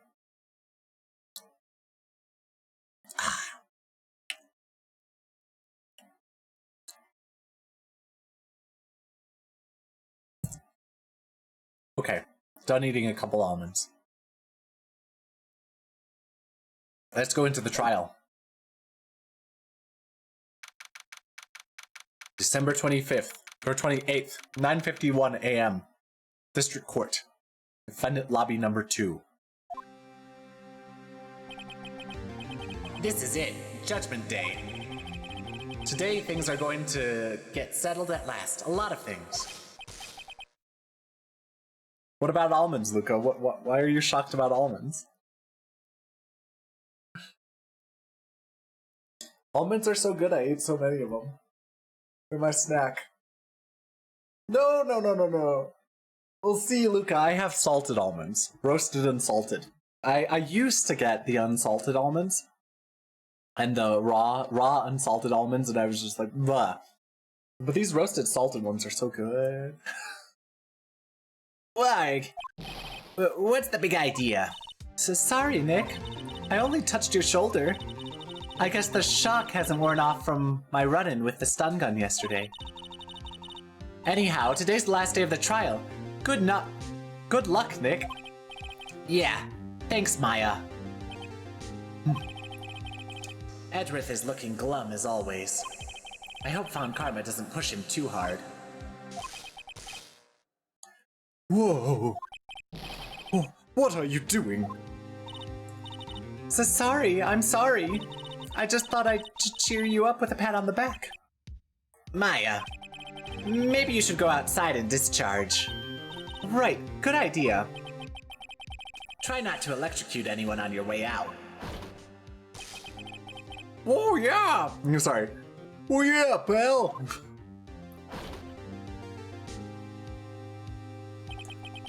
What's gotten into that girl? Detective Gumshoe. Morning, Mr. Edgeworth. Good morning. How did it go, Detective? Have no fear. As promised, I've captured our runaway caretaker. I just brought him in. Took all night, pal. Thanks, Detective Gumshoe. You must be tired. Actually, after that shock I got on the way in, I feel pretty good. Yogi says he's forgotten his own name, but that has to be a lie. Why would he want revenge on Edgeworth if he couldn't remember his past? He does remember, and I'm going to prove it. December 28th, 10 o'clock a.m. District Court, courtroom number 3. Here we go.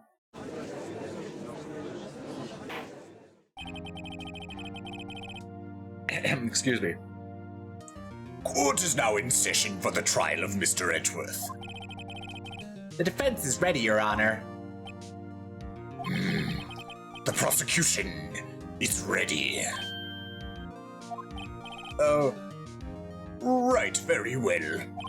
We have reached the final day of our proceedings in this trial. I ask the prosecution to submit decisive evidence. Understood. Come on, don't be awed into silence by every little thing he says. Very well, Mr. Von Karma, your opening statement. Right.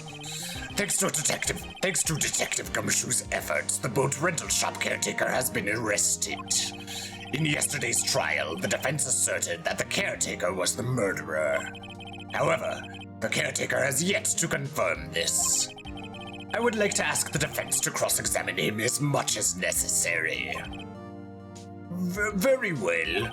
Please bring the witness into the courtroom. Ladies and gentlemen of the court, I believe you all remember our witness. He lives in the boat rental shop on the lake from where he witnessed the incident. In addition, he has currently lost memory of his name and identity. Witness, why did you run away yesterday? The witness was not running away, as he will now testify. I see. Very well. Please begin your testimony.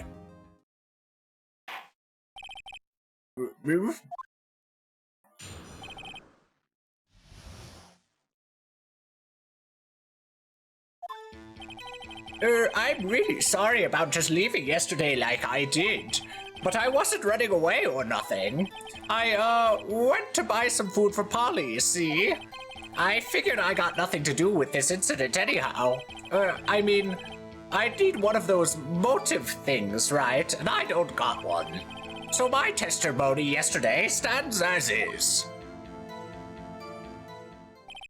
Very well. Let's begin the cross-examination, shall we? He has to know his name. Yanni Yogi. You're Yanni Yogi, and I'm going to prove it.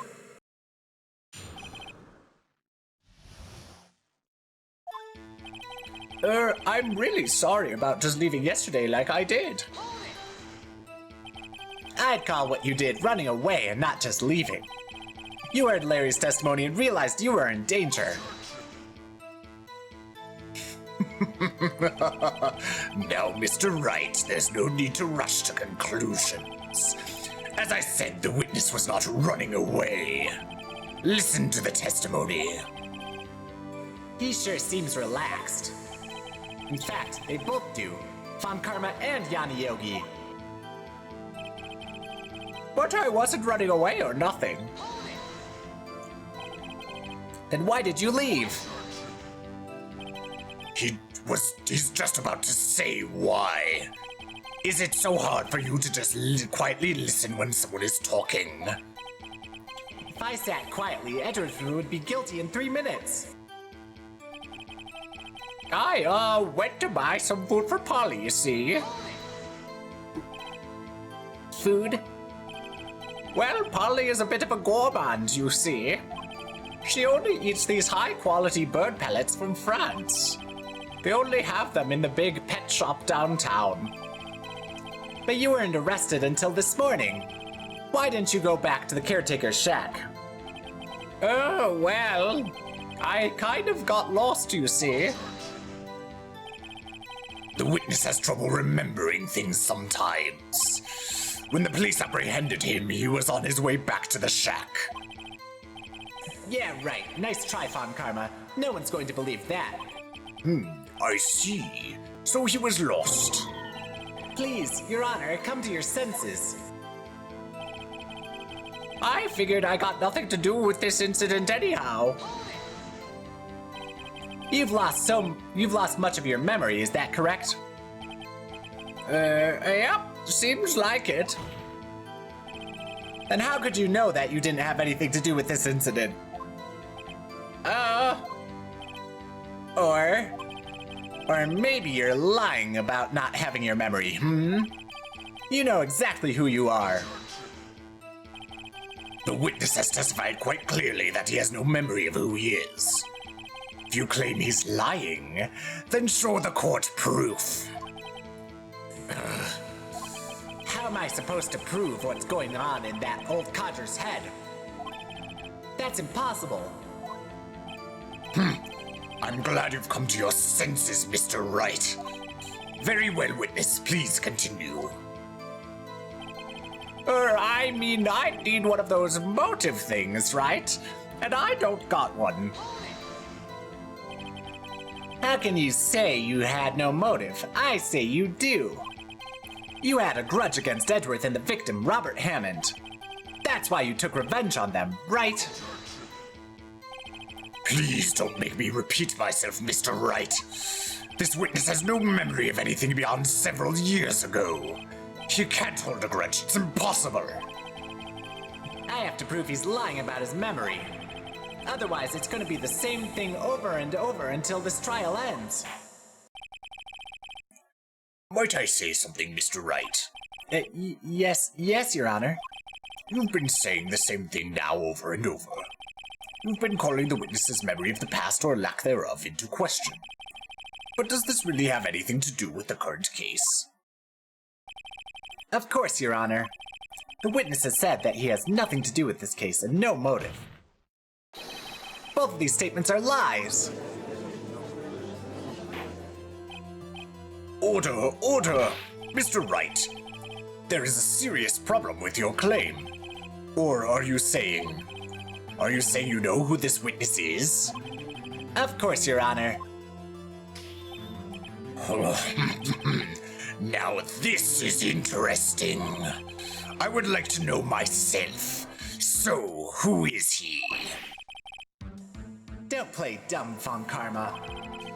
Mr. Wright, please tell us this witness's name. His name is Yanni Yogi, a former court bailiff. Yogi? That name seems familiar. Oh, Yanni Yogi from the DL6 incident.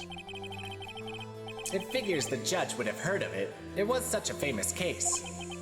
But what does this mean?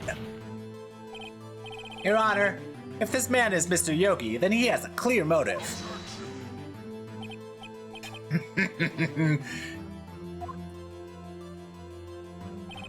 Jumping to conclusions again, Mr. Wright. This man, this witness, is Yanni Yogi. Fascinating. However, how do you propose to prove this to the court? This is a court of law, as you may recall. You need proof. And allow me to repeat once more that the witness has lost his memory. This is it. I have to do this now. If I can't prove he's Yogi right here, right now, then I've got nowhere else to go. Nick, how are you going to prove it? How can you prove that he's Yanni Yogi? It's okay. It's actually quite simple. Your Honor, please take this man's fingerprints. Then we'll compare them to the fingerprints on file for Yanni Yogi 15 years ago. I see, that makes sense. Huh? I'm so very, very sorry, Mr. Wright. Why? The witness has no fingerprints. What? What? No fingerprints? You see, before I worked as a caretaker, I worked at a chemical plant. I burned my fingers working with this stuff. Yep. What?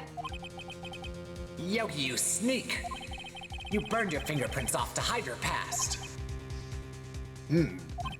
Well, if the witness has no fingerprints, I guess we will not be able to prove his identity. No. Well, what will you do, Mr. Wright? It seems the case has been decided, no? No! I know what happened. I know everything. I just can't prove it. But no, I can't let it end like this. I can't lose. There has to be another way. There is no one who can testify as to who this witness is. No one.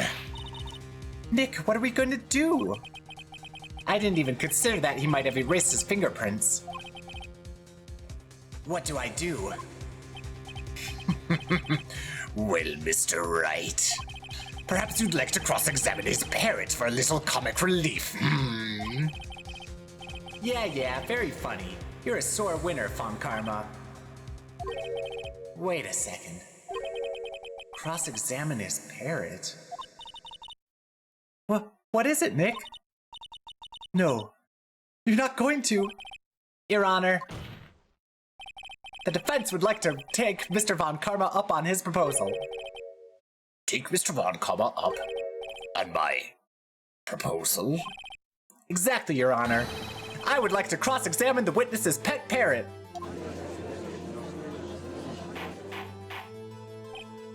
Order. Well, what do you think, Mr. Von Karma? Need you even ask? This is a farce, I object. Wait a second. You were the one who suggested I cross-examine the parrot, Von Karma. It was a joke, Phoenix. I have a right to do as you suggested. Well, if you're so desperate, then please be my guest. Of course, should you go through with this, and nothing comes of it, then I hope you're ready for the consequences. Nick, this is crazy. Well, still want to go through with your little game? Let the parrot take the stand. I will cross-examine her, Your Honor. This is the most ridiculous thing I've ever heard. Von Karma's rigged every person's testimony, every piece of evidence, except the parrot. She's my last chance. At least, I think so. Bailiff, bring in the parrot.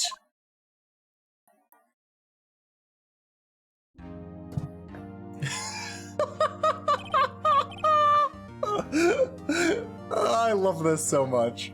Remember how last time in court, Phoenix was just like, Larry Butts is the most ridiculous cross-examination I've ever seen. and then this happens? That's quite a bird. Please tell us your name. Name. The witness is ignoring me. It must hurt to be ignored by a bird. Very well, witness. Who is your owner? Please, testify for us. Witness testimony. Who is your owner? Hello.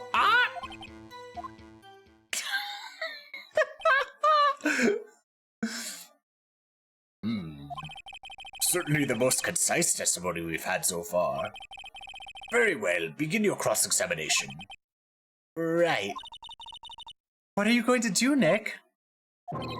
I don't know. What do we do, Maya?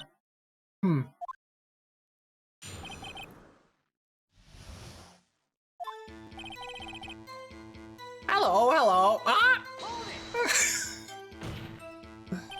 Witness, you can't just say hello and expect us to get anywhere. I want you to testify. Maya, you talk to her. Right, what do I say? As I recall, 2 days ago... Polly, have we forgotten something? Ah? Don't forget DL6? Ah? If I can get Polly to say that here, that will prove that the caretaker had something to do with DL6.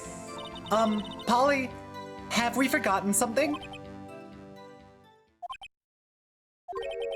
Hello, ah! That's not what you're supposed to say. Forgot something. We forgot. Hello, ah! Oh, it's not working, Nick. She won't say it. This is ridiculous. Why won't she say it? Funny joke, Polly. Something the matter, Mr. Wright? Wait. Don't tell me Von Karma expected this. He couldn't have retrained the parrot, could he? Did he train her not to respond when we asked if we'd forgotten anything?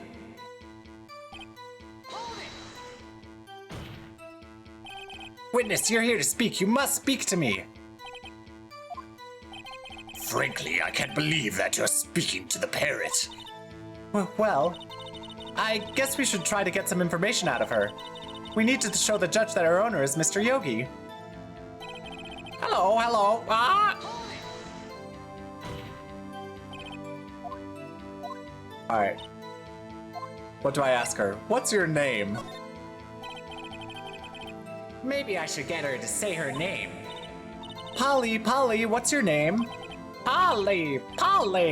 Ah! Mr. Wright, I think we've established that this parrot is named Polly. Does this have anything to do with her owner's identity? Of course. Yes, it does. Huh. Fascinating. You claim that the parrot's name will prove her owner's identity? Then show us this proof. Nick, don't you think you're taking the bluffing a little too far? Listen, we're not here to answer the question of who is the caretaker. We're here to prove that he is Yanni Yogi. All we have to do is tie the name Polly to Yogi. Your Honor, the proof that the parrot's name reveals the caretaker's identity is...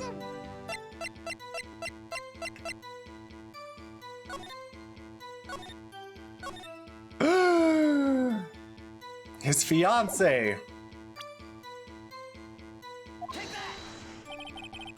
The DL6 case file? That's quite a large file you have there. Which page is this proof on, then? Show us or stop wasting our time. Very well. Mr. Wright, please show us the page. Where in this file is the information connected to this parrot's name? It's on the suspect data page. This page has all the information about Yanni Yogi. Hello, King Maxwell. It's going well so far. We're towards the end. I don't know, I mean, we might have to continue in court for a while longer, but we're finishing it today. How are you doing? Right after he was arrested, his fiancée committed suicide, see? Indeed it does say that, yes. What was his fiancée's name? Polly Jenkins. Polly! Exactly, Your Honor. He wanted to remember the name of his fiancée who had committed suicide. That's why he named his parrot after her. I see. I guess that is possible. Bah, a mere coincidence, that's all. My granddaughter has a dog she calls Phoenix. Well, Mr. Phoenix Wright, does this make you my granddaughter's fiancé? She's only 7 years old. Indeed. Alone it is a little weak for evidence in a murder trial. We would need some other corroborating evidence. Where am I gonna find that? Nick, we're getting closer. One more. If we could just get one more piece of evidence. Right, but what? Very well, witness. You may continue.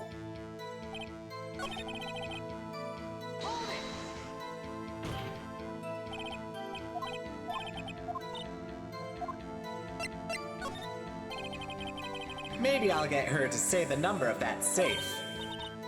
Huh? The safe? Why? Let's just try to get her to say anything, okay? Polly, what was the number of the safe? What was the number to the safe in the shack? 1228, 1228.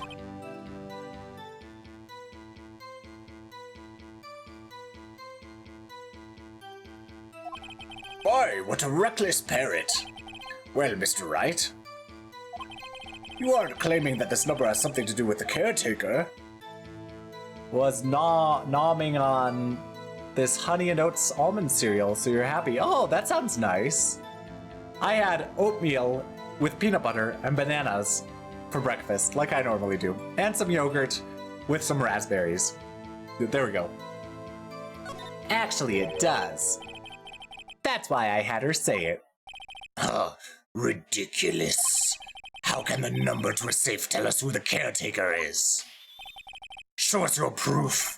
What could possibly link this number to the caretaker's true identity? Well, let's look at the case file again. See that date there? The DL6 case file. What is this obsession you have with that case? Mr. Wright, where in this file is something related to the safe number? It's on the case summary page. The case summary? Specifically, the date on which the DL6 incident occurred. The date of the incident, December 28. Why? That's today's date, 15 years ago. And the number on that safe is 1228. Ah! He used the date of the DL6 incident as the number for his safe, Your Honor. That's how important that date was to him. I see. It certainly is an interesting coincidence. People often do set their secret numbers to dates. But this is not tangible proof. I set my ATM card's number to 0001 because I'm number 1. This has nothing to do with the date. Nothing. That's enough. I think we've reached a conclusion here. This is a mere coincidence, that's all. True, that is a possibility. However, 2 coincidences at the same time seems more like a pattern to me. Yeah, Von Karma shouldn't be sharing his ATM number. Whatever. His PIN, because he's number 1. Well, he certainly has an opinion of himself.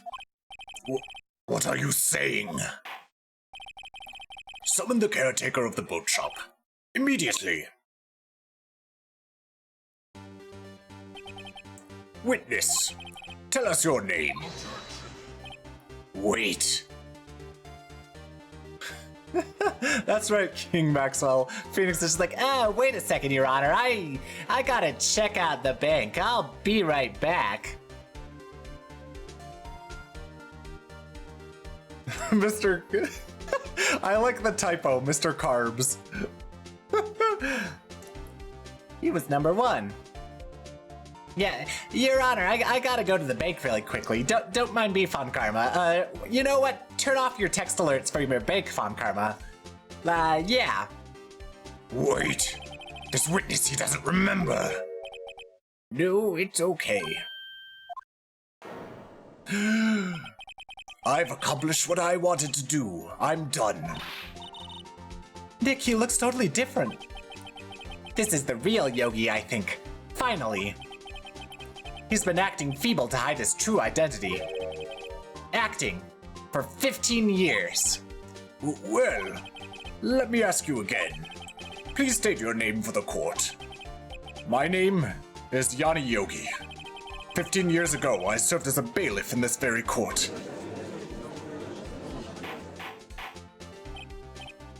Order, order! Yanni Yogi. Yanni Yogi Bear, yeah. So was it you who killed Robert Hammond and tried to frame Miles Edgeworth for his death? Yes, it was me. I did it. They put me on the witness stand 15 years ago.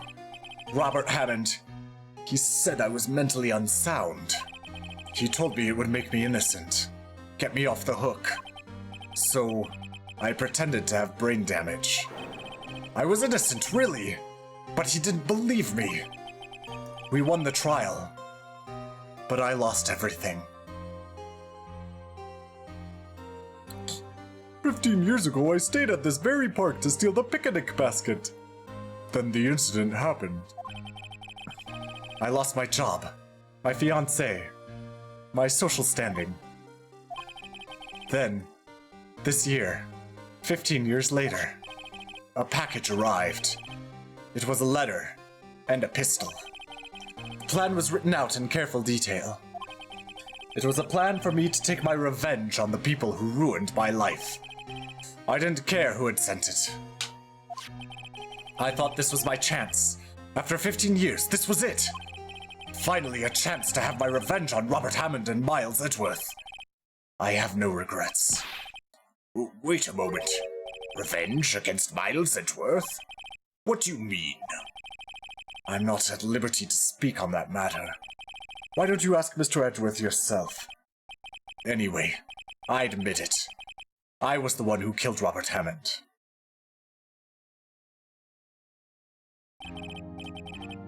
Von Karma? Where is Mr. Yogi? Under arrest, Your Honor. I saw no room for error in his confession. Then, the defendant, Miles Edgeworth, is innocent. In this case, at least. Very well. Will the defendant please take the stand?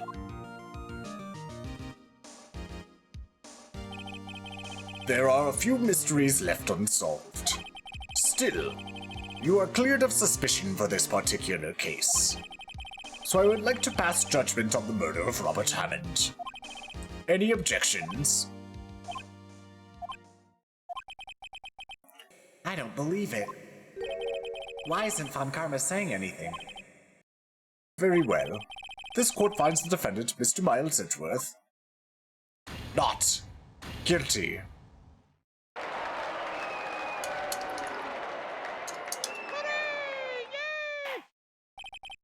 That is all.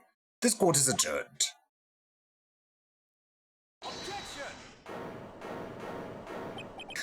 I love the look on Von Karma's face. He knew what would happen. Did someone just say objection? It wasn't Von Karma. Wait, but that means... No. Edgeworth! Your Honor, I object to your judgment.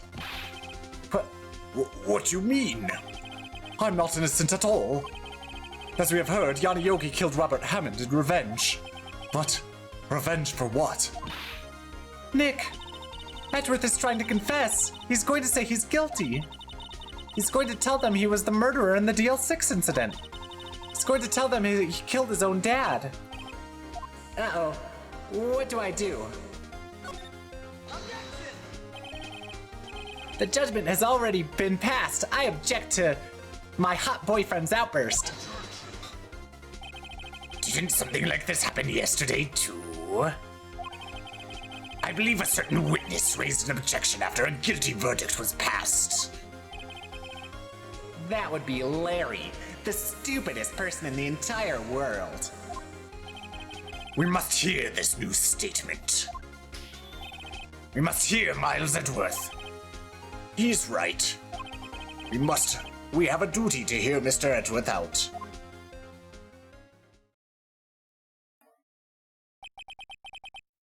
For 15 years, I have had a recurring dream. A nightmare. It's only a nightmare. That's what I told myself. But now I know. It wasn't a dream. Yanni Yogi wasn't the killer. You mean in the incident where your father died? From the distance of the shot, it wasn't suicide either. Everything was as clear as day. The murderer. The criminal in the DL6 incident.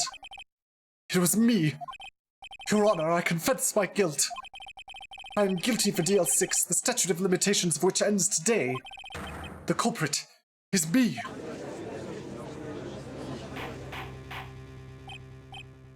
Order, order! This is certainly unexpected. The defendant declared innocent is confessing to a different crime.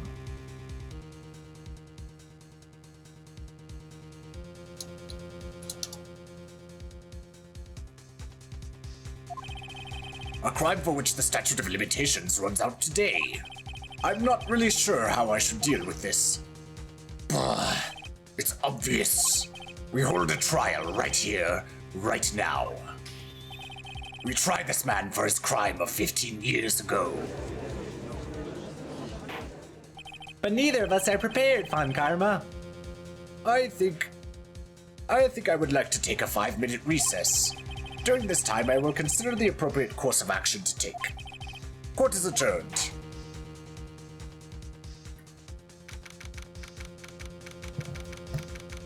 December 28th, 2:24 p.m. District Court Defendant Lobby Number 2. I'm sorry, Wright. I've just wasted all of your sexy effort. Mr. Edgeworth, I just don't believe it, sir. I mean, you kill your dad? On Karma, that's impossible for us to do this in a few hours. I didn't want to believe it myself, Detective. But it's the truth. I deserve to be punished. Phoenix, you do it to me. Murder is murder, no matter what the circumstances. This is crazy, just crazy. Nick, what are you doing? Huh? Oh, I was just reading through the court record once more. I'm getting my case ready. Your case? For what? Huh? Isn't it obvious? I'm going to prove that Miles Edgeworth is innocent. Hmm? What are you talking about, pal? He just admitted to it. He confessed that he did it. In court. I'm sorry, Edgeworth, but I don't believe your nightmare. What? It's just a dream. It's not real. But I am real. The truth is right here in this court record. In any case, tighten your belts. The real fight is just beginning. I'll prove you're innocent, trust me. Right. Al is real.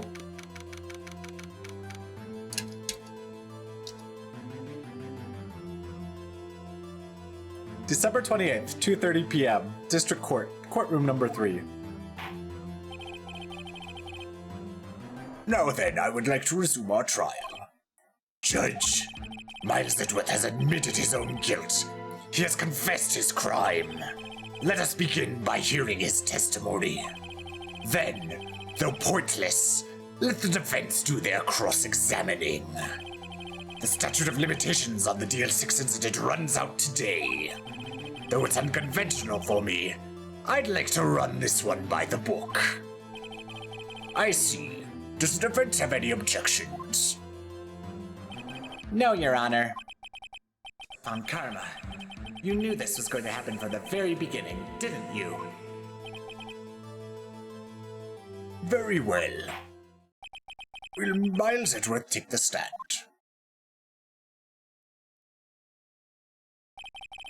Will the witness state his name and profession? Miles Edgeworth. I'm a prosecuting attorney. Mr. Edgeworth, 15 years ago, you mistakenly killed your father, Gregory Edgeworth. Is this correct? It is correct. Then testify about this matter to the court. When Edgeworth was telling me about his dream yesterday, I noticed something. One detail didn't quite fit. That will be the key, but only if I can get it to work. Please, please. Witness testimony, the DL6 incident.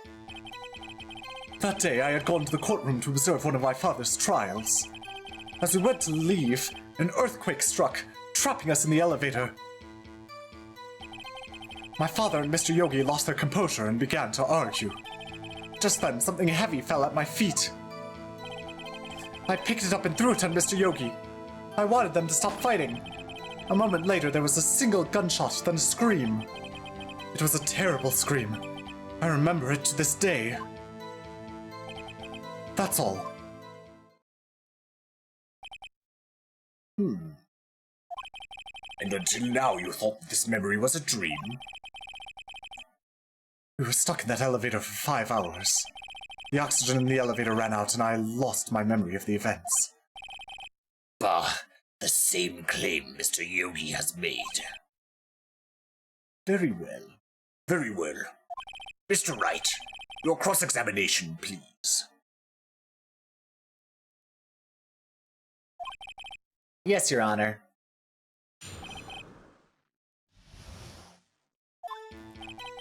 That day, I had gone to the courtroom to observe one of my father's trials.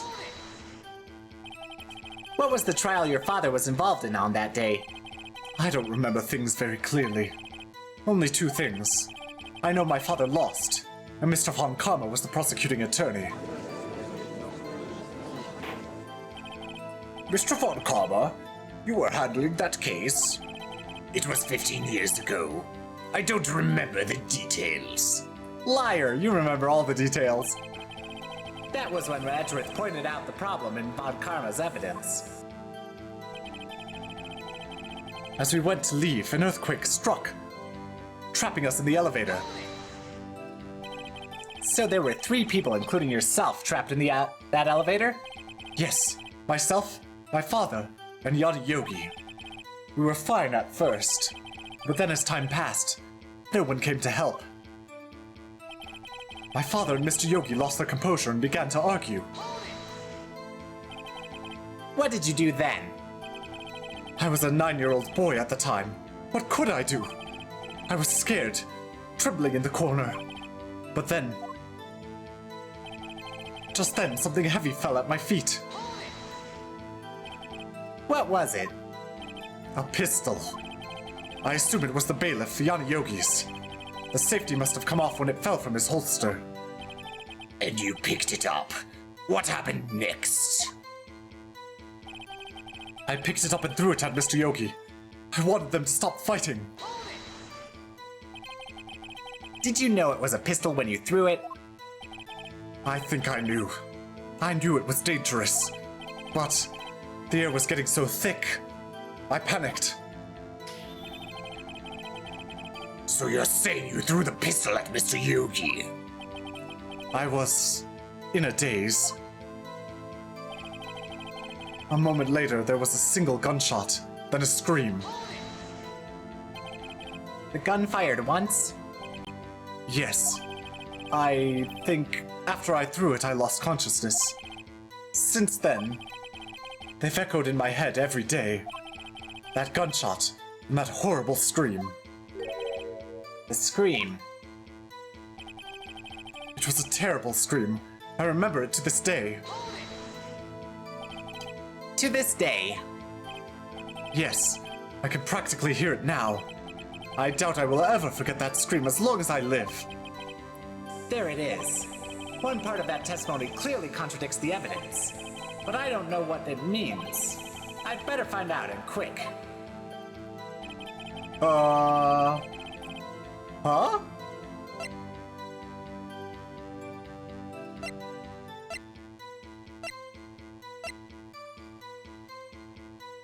Found in victim's body. Oh.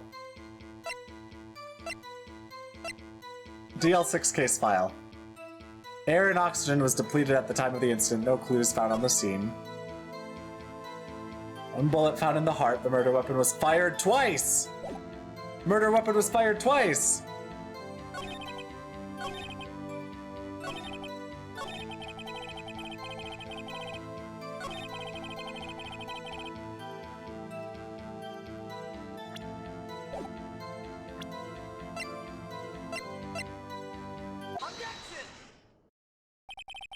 Are you sure you only heard one gunshot? Yes, I'm sure of that. I heard the shot and the scream. Then everything faded. I was unconscious until the rescuers came. I see. No, Your Honor. Unfortunately, you don't see. Look at this file one more time. This plainly contradicts the witness's testimony. You do enjoy dragging out that file, don't you? I don't accept this evidence unless you can tell us what page it's on. Victim page, right? Yes. Which page contradicts Miss Miles Edgeworth's testimony? Look at the victim data in this file. It says quite plainly, the murder weapon was fired twice. Miles Edgeworth only heard one gunshot. Yet the murder weapon was fired twice. The first shot was the accidental firing when the pistol was thrown. So, who fired the remaining shot?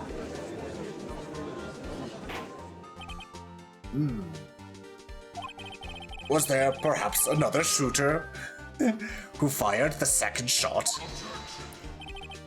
Your Honor, as I'm sure you're aware, this incident occurred 15 years ago. The evidence is dated. The pistol did fire twice. However, we do not know when that second shot was fired. It might have been fired the day before the incident. There is no proof that the second shot had anything to do with this incident. What? I see. You do have a point. Mr. Wright, the murder weapon was fired twice, as we have heard. One of those shots was fired by the defendant, a boy at the time. Do you have any proof that the other shot had something to do with this case?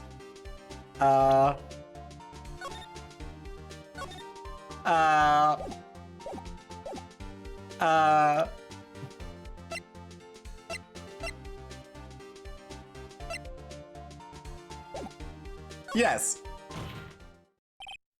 Your Honor, I think I will be able to show you proof. What? Impossible. Now, Mr. Farmkarma, save your surprise for after you've seen the evidence. Very well, Mr. Wright, show us your proof. Do you have evidence that the second firing of the pistol is related to this incident?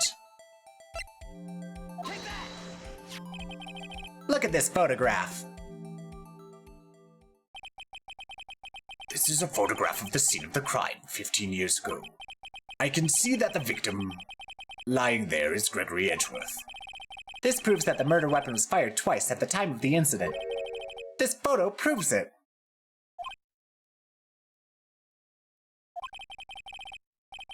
So let me get this straight. This photo proves 2 shots were fired. Where? Your Honor, please. Please get a clue. Open your eyes, Your Honor.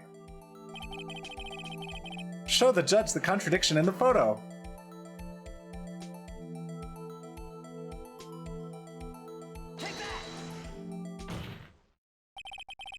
As should be obvious, the contradiction is here. I see. A bullet hole in the door. The judge should be fired. Hey, as long as he understands what we're saying, it's all good. As long as he follows our argument, and we can make a good argument, it's fine. Your Honor, Gregory Edgeworth was killed by a shot from the pistol. Yet there's also a bullet hole in the elevator door. We also know that the murder weapon was fired twice. Thus, someone other than Edgeworth fired that second shot. Order! Mr. Wright, What are you driving at?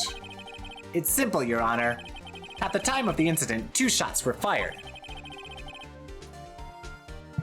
One went into Gregory Edgeworth's heart. The other hit the elevator door.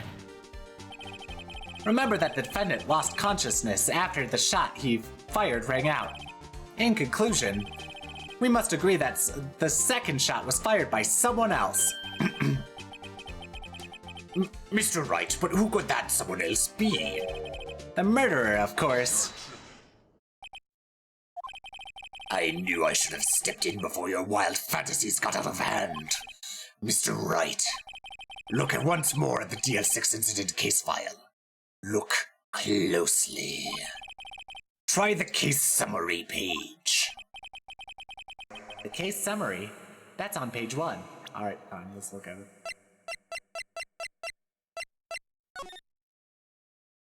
Air in elevator was oxygen depleted at the time of the incident. No clues found on the scene. Look what is written there.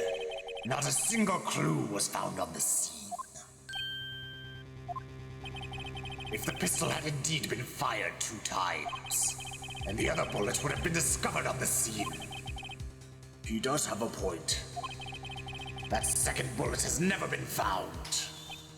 Why? Because the second bullet does not exist. The bullet that claimed to Gregory Edgeworth's life was the one fired by his own son. That is the truth of this matter. The whole truth. It was undoubtedly something else that made that bullet hole in the door. Order! I will have order. Mr. Wright has proven one thing to us quite clearly. That the murder weapon was fired twice at the time of the incident. However, as Mr. Von Karma says, the second bullet fired was not found. It is highly unlikely that the police merely overlooked this second bullet. We have 2 bullets in our court record, however. They're from different guns. So this is the bullet that killed Robert Hammond. That's the murder that took place a couple days ago. Whereas this is the bullet that killed Gregory Edgeworth, and that took place 15 years ago. So yes.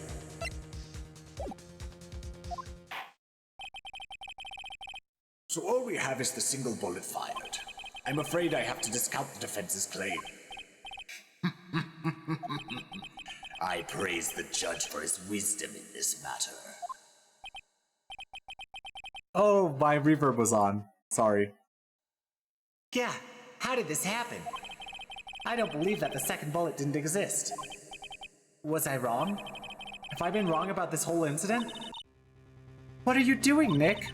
Why aren't you raising an objection? I'm sorry, Maya. What? It looks like I was wrong.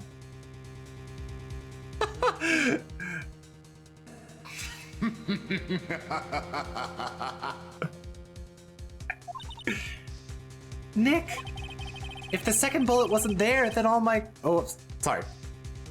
If the second bullet wasn't there, then all my conjectures are for nothing. No. But you said you'd do it, Nick. You said you'd get Edgeworth declared innocent. I'm sorry. It's just... When I saw the photograph, I thought that 2 shots had been fired. I was so certain of it. I thought I'd won. I thought there was another person. Someone else who fired the killing shot. But now... I was wrong to think it could be that simple. Yeah, slap Phoenix. This case has stood unsolved for 15 years. Nick? Well, it seems we have finally cleared up this incident. Only 1 bullet was found at the scene of the crime. That shot was fired by Miles Edgeworth. Precisely. I would like to ask one thing of Miles Edgeworth before passing my verdict. Very true, King Maxwell, very true. Have you been paying attention to the trial so far? Yes, Your Honor. Do you have any objections? No. No, I do not. So you killed your father, though that was not your intention. Yes, I did. Oh no. He's accepted the guilt. Very well. The statute of limitations on the murder of Gregory Edgeworth runs out today. Therefore, I must pronounce a verdict on the defendant today, right here. Right now. Indeed. Does anyone have any objections? I've been here before. It's just like my first day in court. There are so many things I know I should be saying, but my mind's gone blank. I can't find the words. Mr. Wright. Your Honor, I object.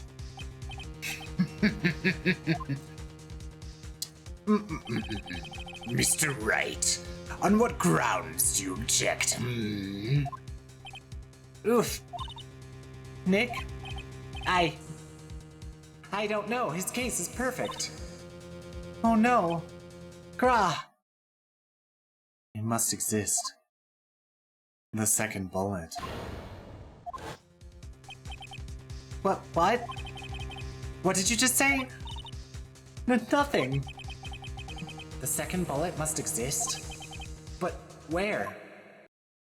Someone took it. It seems that waiting is not going to produce any answers from Mr. Wright. Wait, Your Honor. The second bullet, it existed. What? But we've just heard proof that it did not exist. I realize that, Your Honor. I'm really grasping here. It's just someone took it from the scene of the crime. That's what happened. But who? The murderer. The murderer? Then tell us just who is this murderer? I'm still thinking about that one. So the criminal took the second bullet. But why? Huh? First of all, how would they have found it? It's not easy to find a stray bullet, Mr. Wright. Was there some pressing need for the murderer to search for that bullet?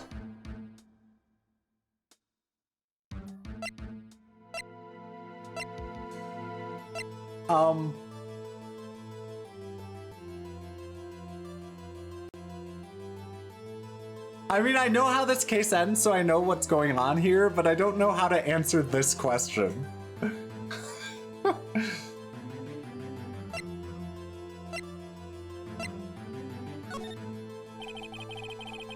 Why would the murderer have spent the time to look for the stray bullet? I haven't got a clue. What's wrong, Mr. Wright? Bah! The murderer had no reason to take that bullet. You don't want to admit it, but it's true. Had to take it. Had to take it, the murderer? What does that mean? You're thinking too normal. Think crazy.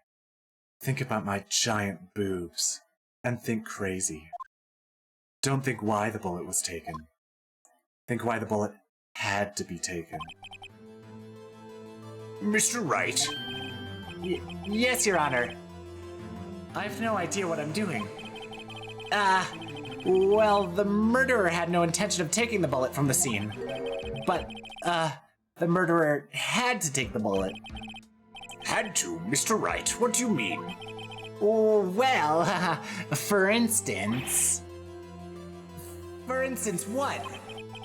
Maybe the bullet, hit the murderer? The bullet hit the murderer? Just saying, for instance. I mean, if it hit you, you would have to take it with you, wouldn't you? It's not like you could perform surgery right there. You know?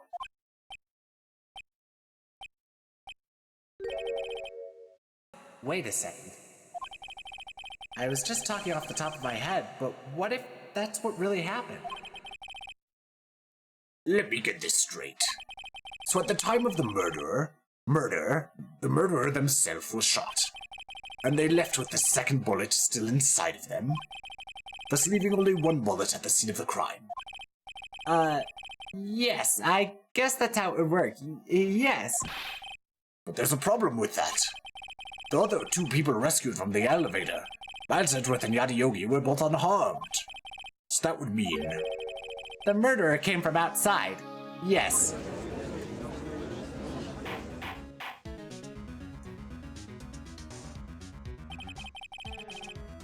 The two men fighting inside the elevator. Trying to stop them, the boy picks up the pistol and at his feet and throws it. The pistol discharges, and the bullet goes through the elevator door and hits the murderer outside. The boy loses consciousness. Then the murderer opens the elevator door and sees the men inside.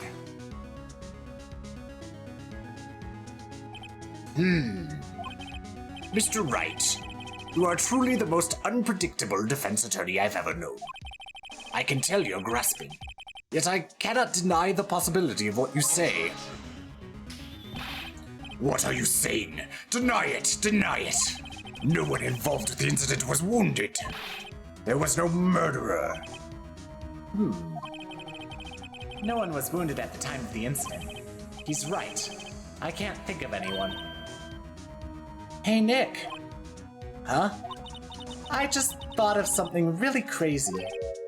Crazy? Remember what Mr. Grossberg said yesterday? Gregory Edgeworth dealt a blow to his perfect trial record. Wow. It must have been quite a shock for Von Karma. He took a vacation for several months after that, you see. Yes, an unusual event for the man. That was the first, and the last vacation he's taken in his many years of prosecuting. What if Von Karma didn't take that vacation because of shock, but took it because he was injured?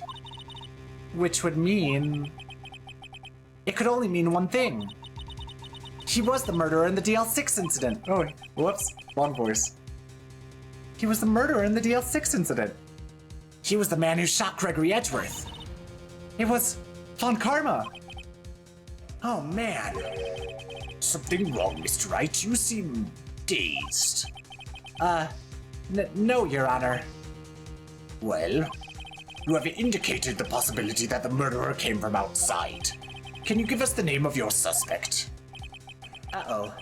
Should I come out and say it now? Yes. Your Honor, there is a suspect. One lone suspect. Well, this is certainly interesting news. Very well, Mr. Wright.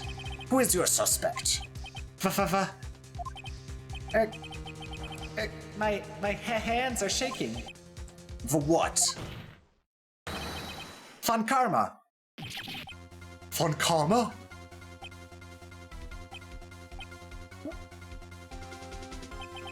You mean the Von Karma, the prosecutor, the one standing right over there? Bah! You don't object. I see no need. Why honor this ridiculous outburst with my objection? Because you took a vacation for several months starting the day after the incident. Yet you pride yourself on a perfect record. Why would you take such a long vacation without any reason? So you're claiming that I took a vacation to heal my injury from the incident? Fascinating. Prove it. I would have needed surgery, no? Where did I go under the knife at, Mr. Wright? Bring the doctor that operated on me. Have him testify. Nick, let's find out who his doctor is. It's no use. Edgeworth? I know Von Karma. Perhaps too well. He's perfect. He wouldn't leave clues. He probably didn't undergo surgery. That would leave a doctor as a witness. Nobody's that perfect. So what, Nick? Did Von Karma pull out the bullet all by himself? That's insane. No, he couldn't have. You can't just pull bullets out of yourself. Wait. What does that mean? That bullet has to be somewhere, but where? Well, Mr. Wright, can you produce evidence to prove that I was shot? Alright, Fun Karma, I'll prove it. And I'll even use evidence. I know how much you like it. I know how you like it so much. What? The evidence that proves Von Karma was shot is... Do you love evidence, Sir Karma?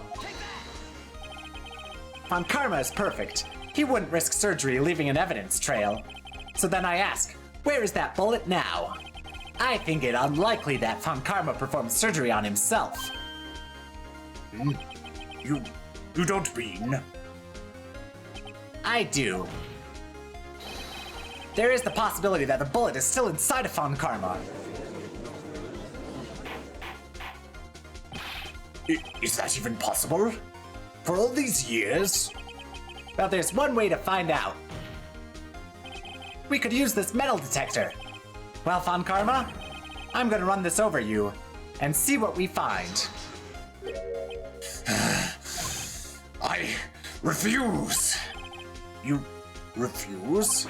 But refusing this means you acknowledge that the bullet is still inside of you. No, bring that body here. Order. Your Honor, the defense requests that we be allowed to use the metal detector. Judge, I call for a suspension of this trial. This is an invasion of privacy. A statute of limitations runs out on this case today.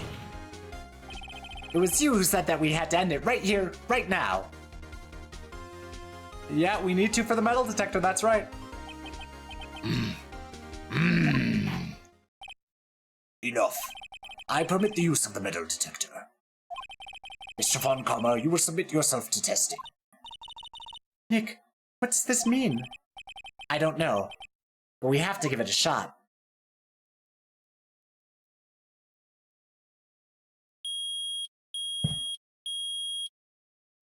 Submit.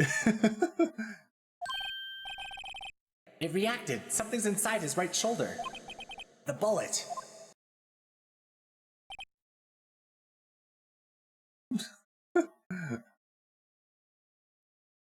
Oh dear. Hi, Stuffy. Yeah, I'm making an older man submit, I guess. No, Phoenix is, and the judges. Mr. Von Karma. You. It was you. I was afraid this would happen, and so I remained silent. Indeed, there is a bullet in my shoulder. However, it has nothing to do with this incident. What?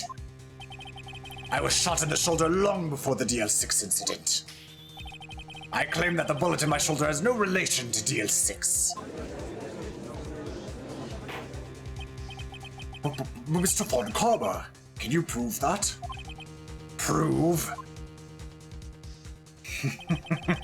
I have no obligation to prove anything. It is Mr. Wright who must...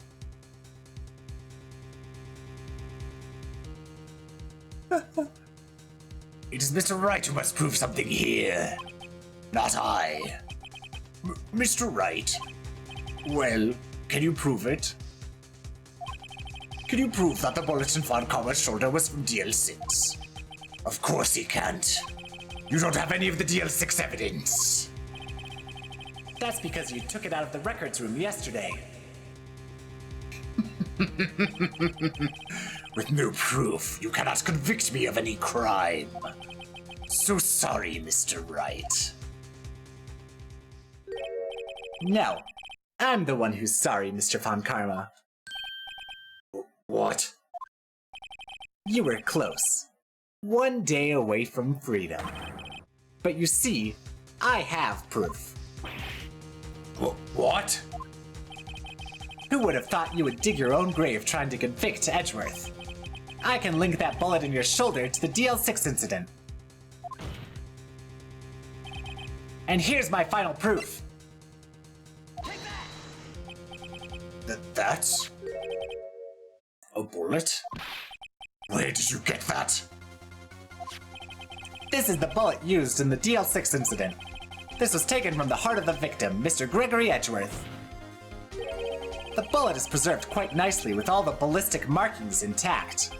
Ballistic markings? You may recall the term. It came up in the first trial, 2 days ago. Ballistic markings are the fingerprints of a weapon. All bullets fired from a gun are marked with that weapon's unique pattern.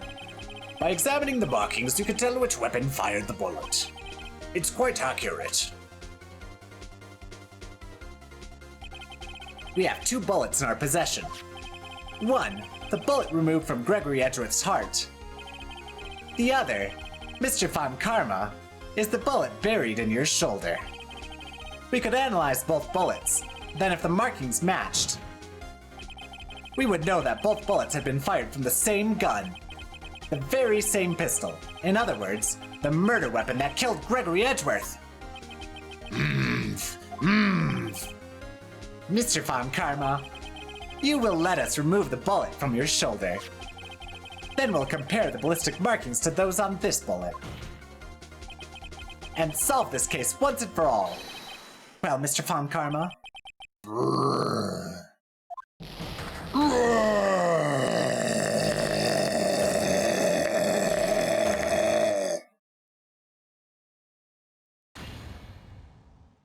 That scream. I've heard that scream before. Wait, I know. Help! I can't breathe! Quiet! I said quiet! You're not making this any easier. Stop breathing my air! I'll stop you! Stop breathing my air! Get away! Get away from my father!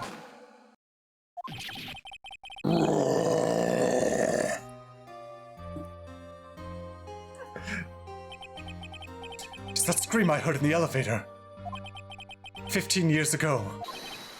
Von Karma, it was you who screamed.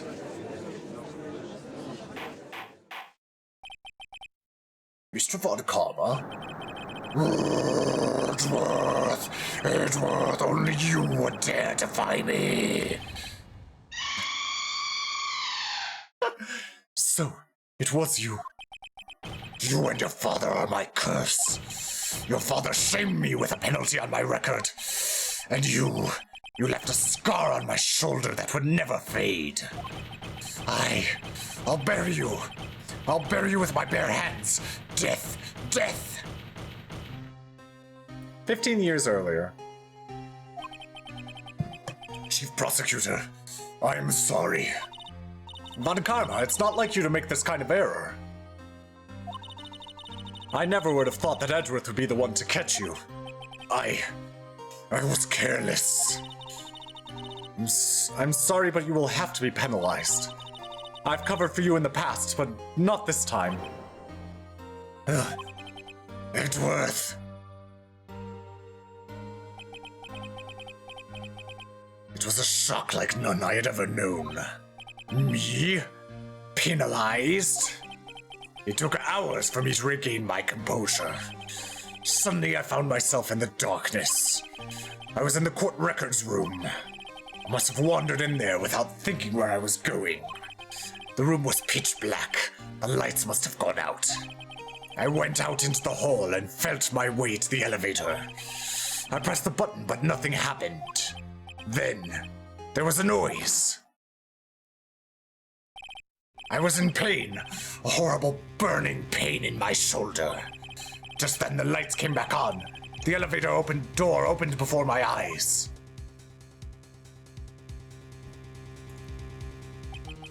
I saw 3 people inside, all lying unconscious from oxygen deprivation. Much to my surprise, a pistol lay at my feet. I knew then, it was destiny.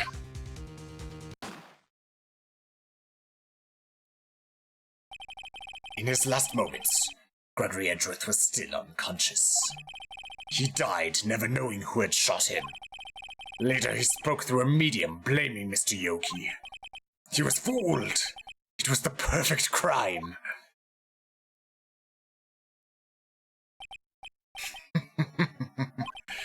Who would have thought another man would have come to open that elevator door? Judge! What? What are you doing? Do your job. Bring an end to this miserable charade. Now, end it.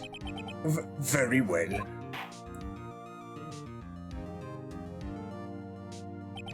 It appears that we have come a very long way to the end of this maze. 15 years later, Mr. Miles Edgeworth. Yes, Your Honor. You were innocent. You are innocent. As you said, it was all a nightmare. Yes, Your Honor. This court finds the defendant, Mr. Miles Edgeworth, not guilty.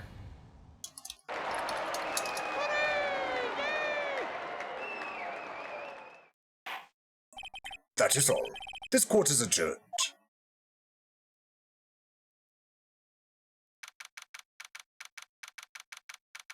December 28th, 5:38 p.m. District Court Defendant Lobby Number 2. Nick, we did it! Did you see his face? Von Karma looked even paler than usual. He's pretending to be all cool, but inside you crushed him, Nick. Crushed! I gotta say, I'm impressed. Heh, he was pretty close, though. I was sure we'd had it. I know. I was on the verge of tears the whole time myself. But now it's all just a good memory. So it's finally over, Edgeworth. Right.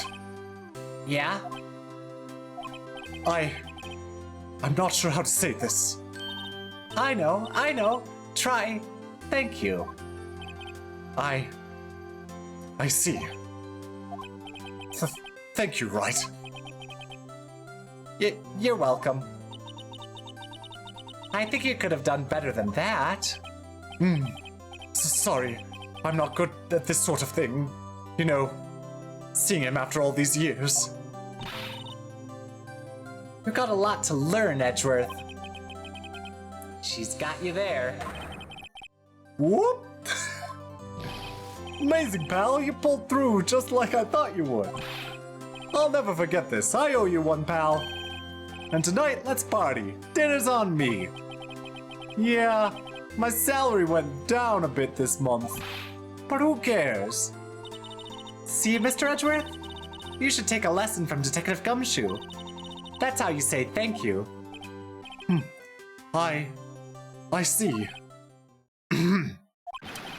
Whoop. I feel foolish. And then a Patreon-only scene after he said, thank you. I see.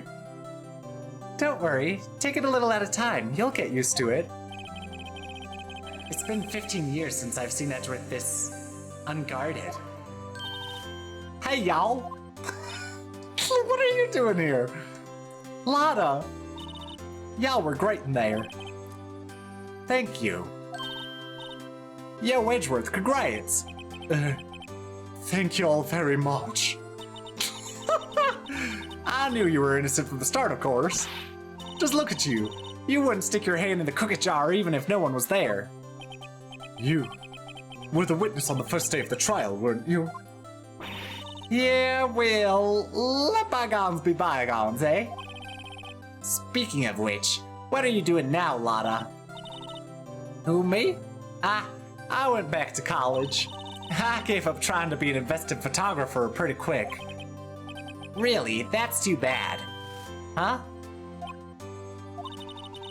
Isn't that the hot dog guy from the park? Huh?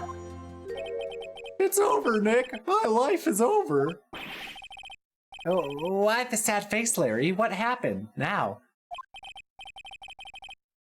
I thought you weren't gonna stream, Luca.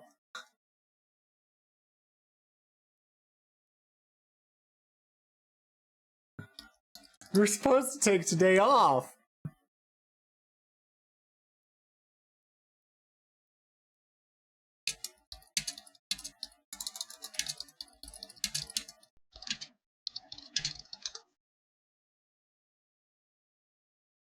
Oh, the heck, I gotta go grab one.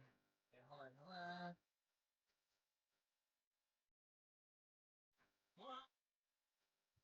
sound better today? I do. I do sound better today. You're supposed to take the day off. I lied. I lied. It's Here, actually hot. You guys go watch Yano. Go watch Yano instead of me. Like, Yano's finishing up Ace Attorney. Oh dear. Thanks for the follow, Bats Logo 421. Oh dear.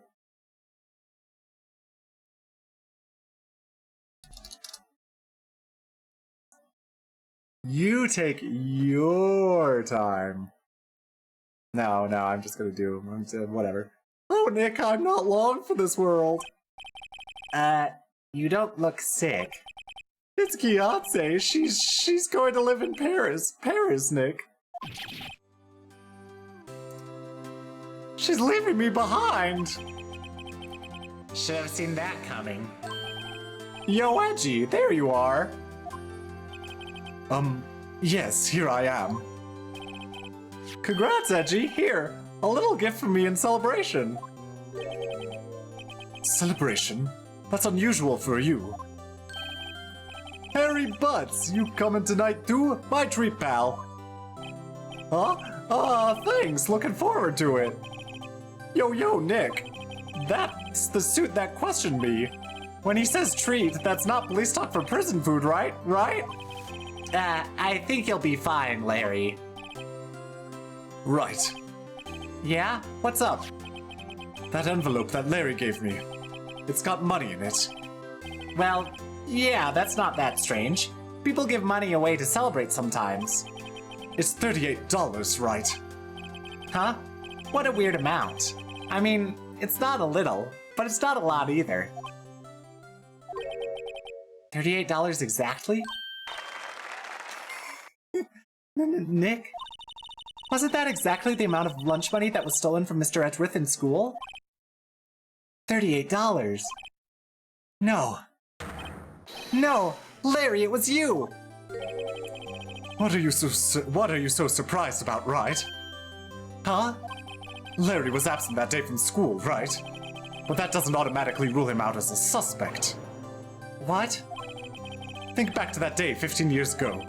Larry took the day off, but he was bored, so he came into school anyway. Then he saw the money lying there, and the rest is history. I never was good at history, huh? Edgeworth, you didn't know, did you? I suspected. I just couldn't picture Larry protecting you like he did that day. Everyone else was saying you did it. The whole class was against you, remember? Yeah. Too well. Right. You may not know this, but we used to have a saying back in school. When something smells, it's usually the butts. I know. Really, right. I'm surprised you didn't figure it out. Well, this sure is an unexpected turn of events, eh? Edgeworth. You should have told me. Now, Nick, it was 15 years ago. Don't you think the statute of limitations has run out, Mr. Edgeworth? I'd say so, yes. Oh, but he can't be buried. The statute of limitations has run out. There you have it. Where does that leave me? I became a defense attorney because of what you two did. Well, you have always been something of an You've always been something of let me try this line for a third time. Well, you've always been something of an What is with this line? Well, you've always been something of an insufferable emotionalist. Yeah, and you get worked up too easily, too. Death! Death to all of them. You too, Mrs. Spears. Death, the death sentence for both of you. Man, if only I had known. I'd have become a prosecutor. The same goes for me, only the other way around. For the longest time, I thought I might have killed my own father. I thought I might be a criminal. I became a prosecutor in part to punish myself. If I had known the truth, I might have become a defense attorney after all. Edgeworth. Want to switch, right? This time I'll be on top and you'll be on bottom. Hey, y'all. Line up, I'll take the photo. Hey, photo time, let's go. And after all that, did on me. Detective Gumshoe took us out on the town that night. We celebrated Edgeworth's newfound freedom, even though Edgeworth himself was still in detention.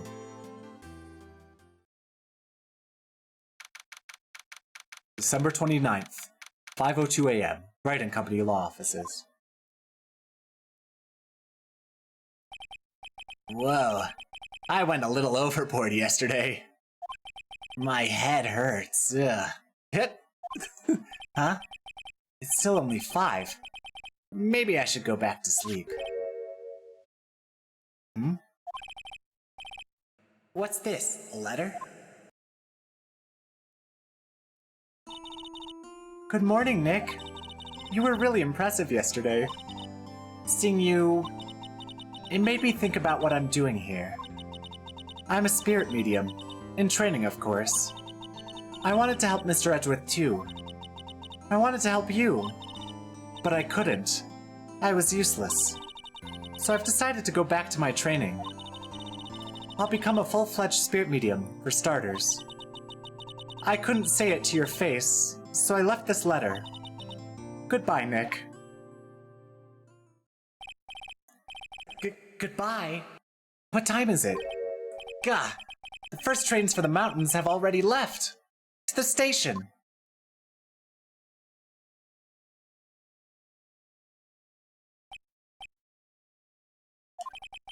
I guess I'm too late. Hey! Nick! Maya. So, you're leaving? Yeah. It's hard being a spirit medium who can't talk to spirits. And... I think you'll do fine without me, Nick. Be good. Okay?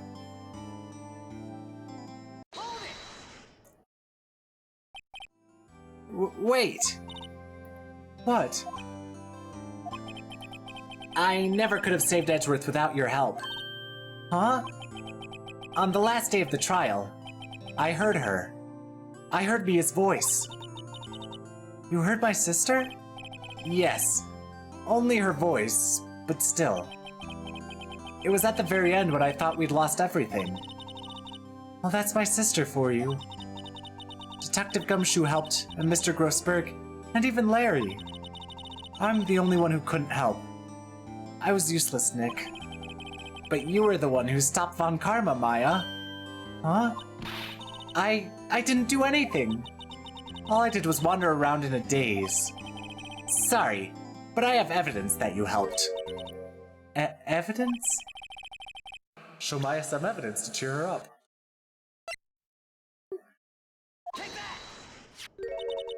A bullet? Von Karma was convinced he had taken all the evidence pertaining to DL6. But you were the one who rescued the last piece of evidence we needed. This was the bullet that put an end to Von Karma. And you were the one who gave it to me. Nick. Thanks, Maya. I couldn't have done it without you. I'll be back soon. Huh? I'm going to complete my training and come back. Okay. I'll be waiting. Of course you will. You can't run that office by yourself. You're hopeless. I don't know about that. So, this is it. See you soon, Maya.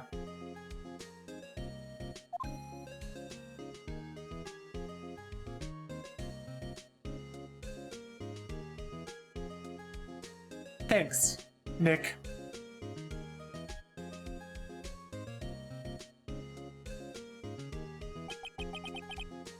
And so my story ends. Time to turn a new page. And say goodbye to the novice defense attorney that I once was. Now a new story begins. With the same old crazy cast of characters. Huh! Don't think you've graduated yet, amateur. Mr. Wright, perhaps you'd like to rethink that claim? Yes, Your Honor. Uh-oh, I got a bad feeling about this. Yeah, you have stuffy snooze in your eyes.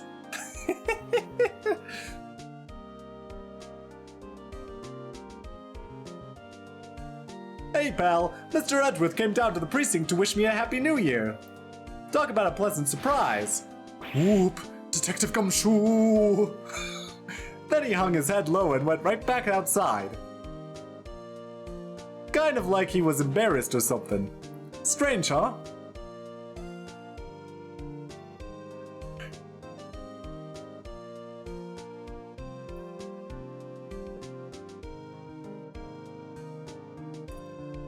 Huh? Nick? Nah, I haven't seen him lately. Who, me? I've been working at a cheese shop. That Missy's a nice lady, but she's not exactly what you'd call a cheap date, huh? Oh, she's in Hawaii right now, yeah.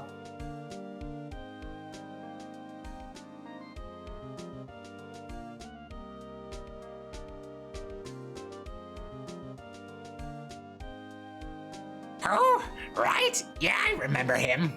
I think he's been very busy recently. You know, not to ring my own bell, I sort of taught him everything he knows. I'm sure he's grateful.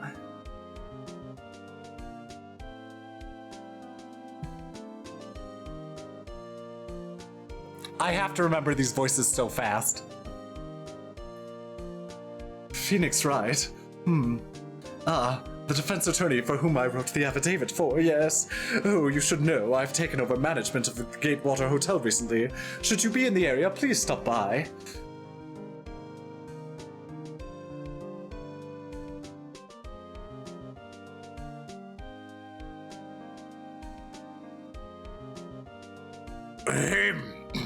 Oh, it's you.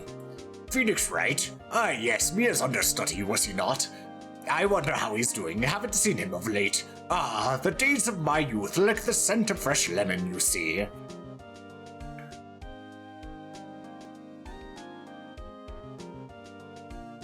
Sugimori did an incredible job with the music, let me tell you. Let me tell you. Phoenix Wright? Is he an actor? Well, I'm not buying it. You can't be a star with a name like Phoenix. Did you know that they're finally putting out some of old Hammer's movies on DVD? Now that I know what a DVD is, everything these days.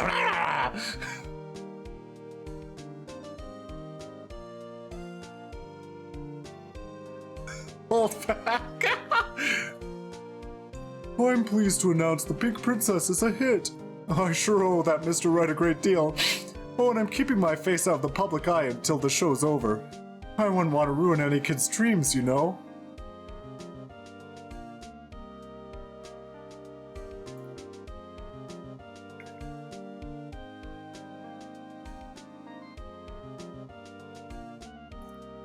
Oh, I got a letter from Maya the other day. Sounds like she caught a cold standing under a waterfall. I wanted to visit, but didn't have time, so I sent her some Pink Princess trading cards. She says she can't buy them where she is. What kind of place is she living at anyway?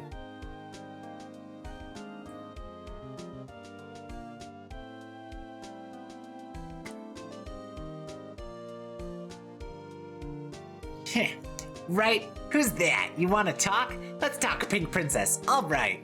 But, you know, I snuck into the studio the other day, and I saw her, the one inside the Pink Princess suit.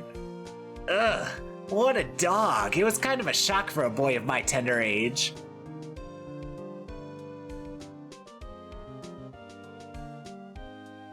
I love Cody, one of my favorite characters in the game.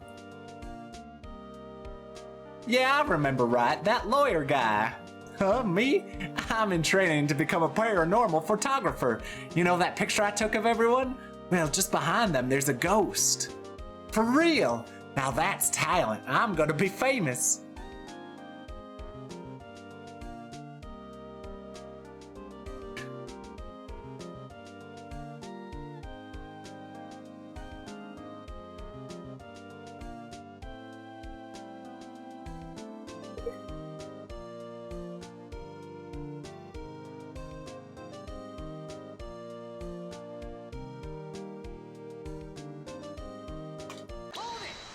Hold it. brand new episode has been added. Yes, save my progress, please. Please save my progress. Oh, they're gonna force me to do it. They're gonna force me to do Rise from the Ashes before I can play game 2. Alright, well...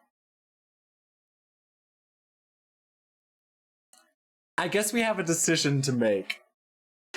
Should I play Rise for the Ashes starting next week, and I guess the next 3 weeks after that, and then do Ghost Trick, and then do Justice for All? Or should I just start Ghost Trick next week, and then do Rise from the Ashes, and then Justice for All after that?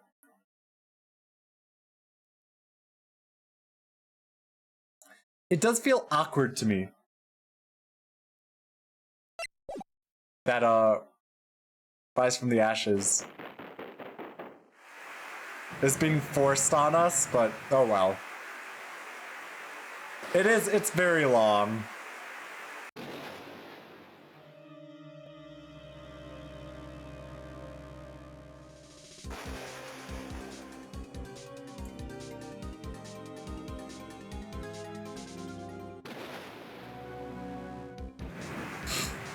Oh, I'm not doing it today. I'm not doing it today. We're just gonna watch the intro.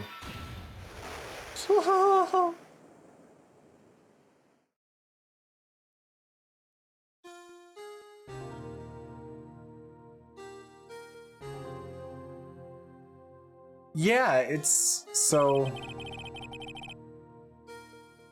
Okay, we'll do that again some other time. But so this case, it's a really interesting case because it takes place between the end of Ace Attorney 1 and Justice for All, right? And it takes place very quickly after Ace Attorney 1.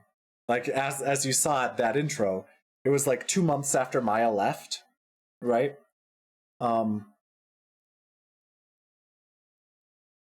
Yes, it's with the science girl. It's with Emma Skye. But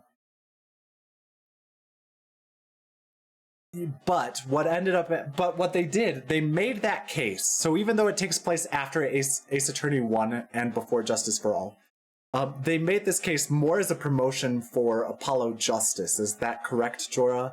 I believe they did that to like show off the sort of technology that they were implementing into Apollo Justice. So, and to introduce some of the characters that they were introducing into Apollo Justice, like Emma Skye, the science girl. Yeah, it's a weird case because it wasn't originally, it wasn't originally part of Ace Attorney, the first Ace Attorney game, but they retroactively made it part of the first Ace Attorney game so that they could essentially introduce the characters and mechanics for Apollo Justice. And so that people wouldn't take Apollo Justice as poorly as they expected them to take it, and I think they did still take it as poorly as they expected them to take it, but you know, Apollo Justice is a good game. Like, I won't, it's not a bad game. I think Dual Destinies is a decent game. Apollo Justice is a good game, so okay. Ace Attorney is a great game. Phenomenal game. Justice for All is a pretty good game. Trials and Tribulations is a phenomenal game, like top tier, excellent, amazing. Apollo Justice is a good game. Again, it's a good game. Dual Destinies is a decent game. Spirit of Justice is a game.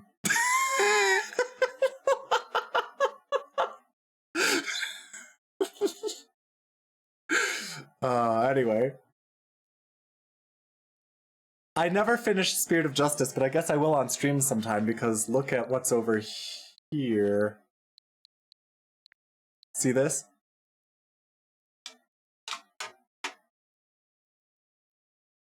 I have the Apollo Justice trilogy. So, and that includes Spirit of Justice. So, eventually, it might be years from now that we play it. I might be booked for years. But I have it. And I've decided that after I finish Ace Attorney 1, I want to do Ghost Trick. rather than going straight into rather than going into Justice for All. Justice for All also has the most notorious case of any Phoenix Wright game, Turnabout Big Top.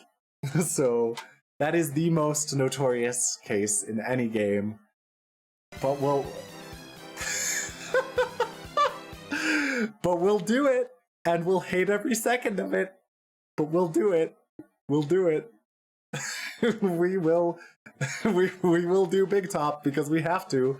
And then we get to an absolute, because I mean, we do have to, I'm sorry. But it's kind of crazy to me that Justice for All has, like, it goes from, like, the most notorious case in the entire series to, like, in my opinion, one of the best cases in the entire series immediately afterwards. I don't know that it is the single best case, but I think case 2-4 is such an incredible case. It's like one of the best cases in the entire series. But yeah. Yeah, quality whiplash, exactly. And I think a lot of the problems with Justice for All is that the music changed as well. So the music changed. We got Franziska von Karma. And yeah, I think we also get, what's it called? The Magatama and the Psyche locks. And that can cause the investigations to drag sometimes too. So I think all of that in combination made Justice for All feel like an awful game right after playing Ace Attorney, the original. Anyway, we'll do it at some point. But I have to decide whether I want to... Oh, there's no music. Let me turn on some music.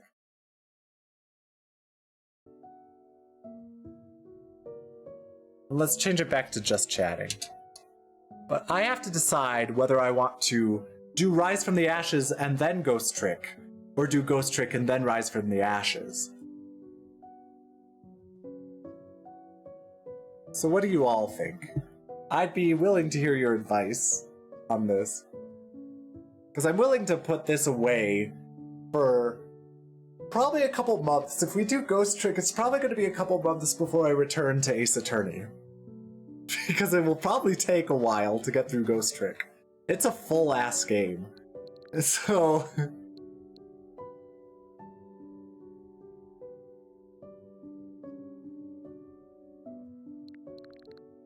So I'm just curious. Anyway, we might as well return to my lab, I suppose.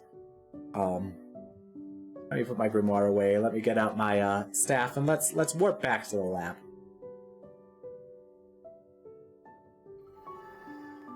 Ah, here we are.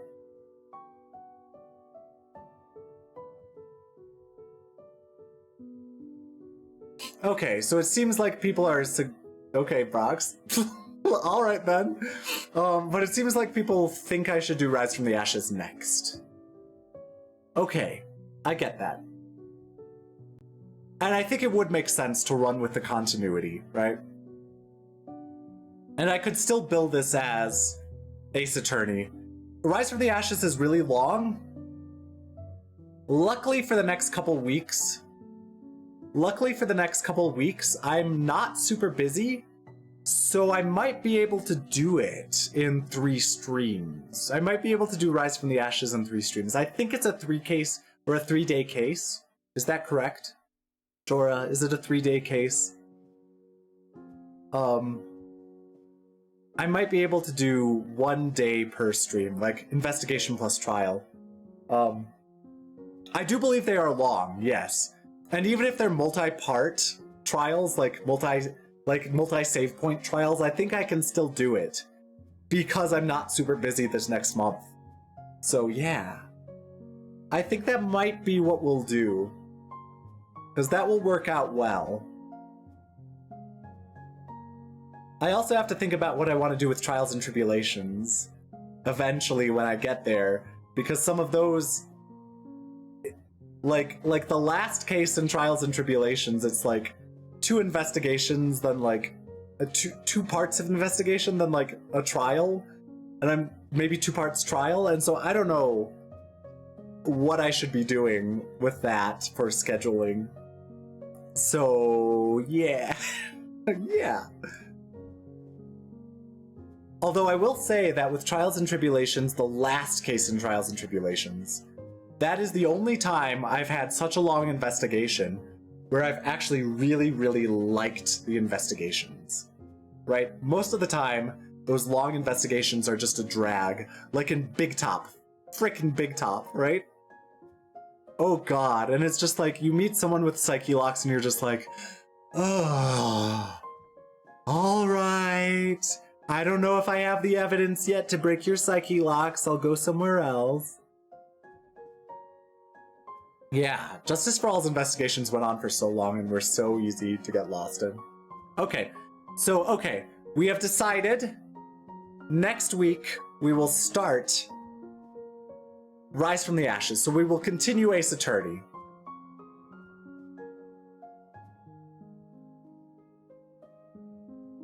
One of those who is the performer you like, Sly? Who's the performer that you like?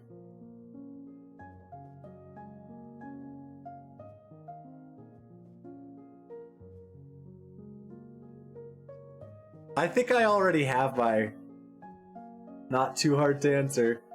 Big Top is a choice they made.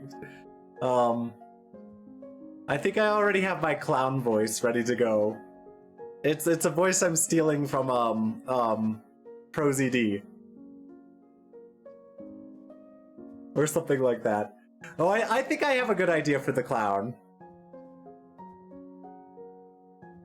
I think I have a good idea for the clown. It's something like this. And then when he's serious, just be like, what are you talking about? I think that's a good idea. But anyway. There's also the ventriloquist who I hate. Anyway. I hate the clown and the ventriloquist. They both suck. Both suck.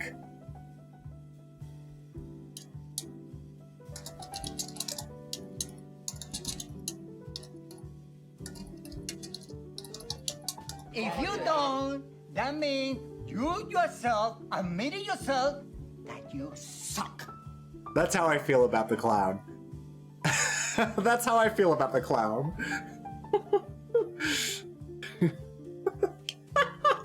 Anyway. That's all for today. So let's get a raid started, and yeah, we are obviously going to be raiding the loud one, because he went live. Despite saying he was going to take today off, he lied. So we are going to raid Luca. Announcements. I will be back on Thursday. I will have another stream on Thursday, everyone. And I will be playing a very, very old game. An extraordinarily old game on Thursday. It was released in 1992. It was a computer game. It's gonna be at 6 p.m. Eastern, 5 p.m. Central, 4 p.m. Mountain, 3 p.m. Pacific. So beware for that. I'm gonna be playing a very old game. I'll even tell you the name of the game. It was called Word Rescue. It was a computer game that was released in 1992. Alright? So, it's gonna be very different. I know it's a very weird game for me to stream, but I'm gonna do it. So, that's what we'll do on Thursday. And then I'll be back again on Saturday for more Echoes of Wisdom. I think we're gonna finish Echoes of Wisdom on Saturday, and if we have extra time, we're gonna start Ocarina of Time. Alright? That's the plan. So see you then. I'm gonna wave you all goodbye, and I'm gonna warp out of here. See ya!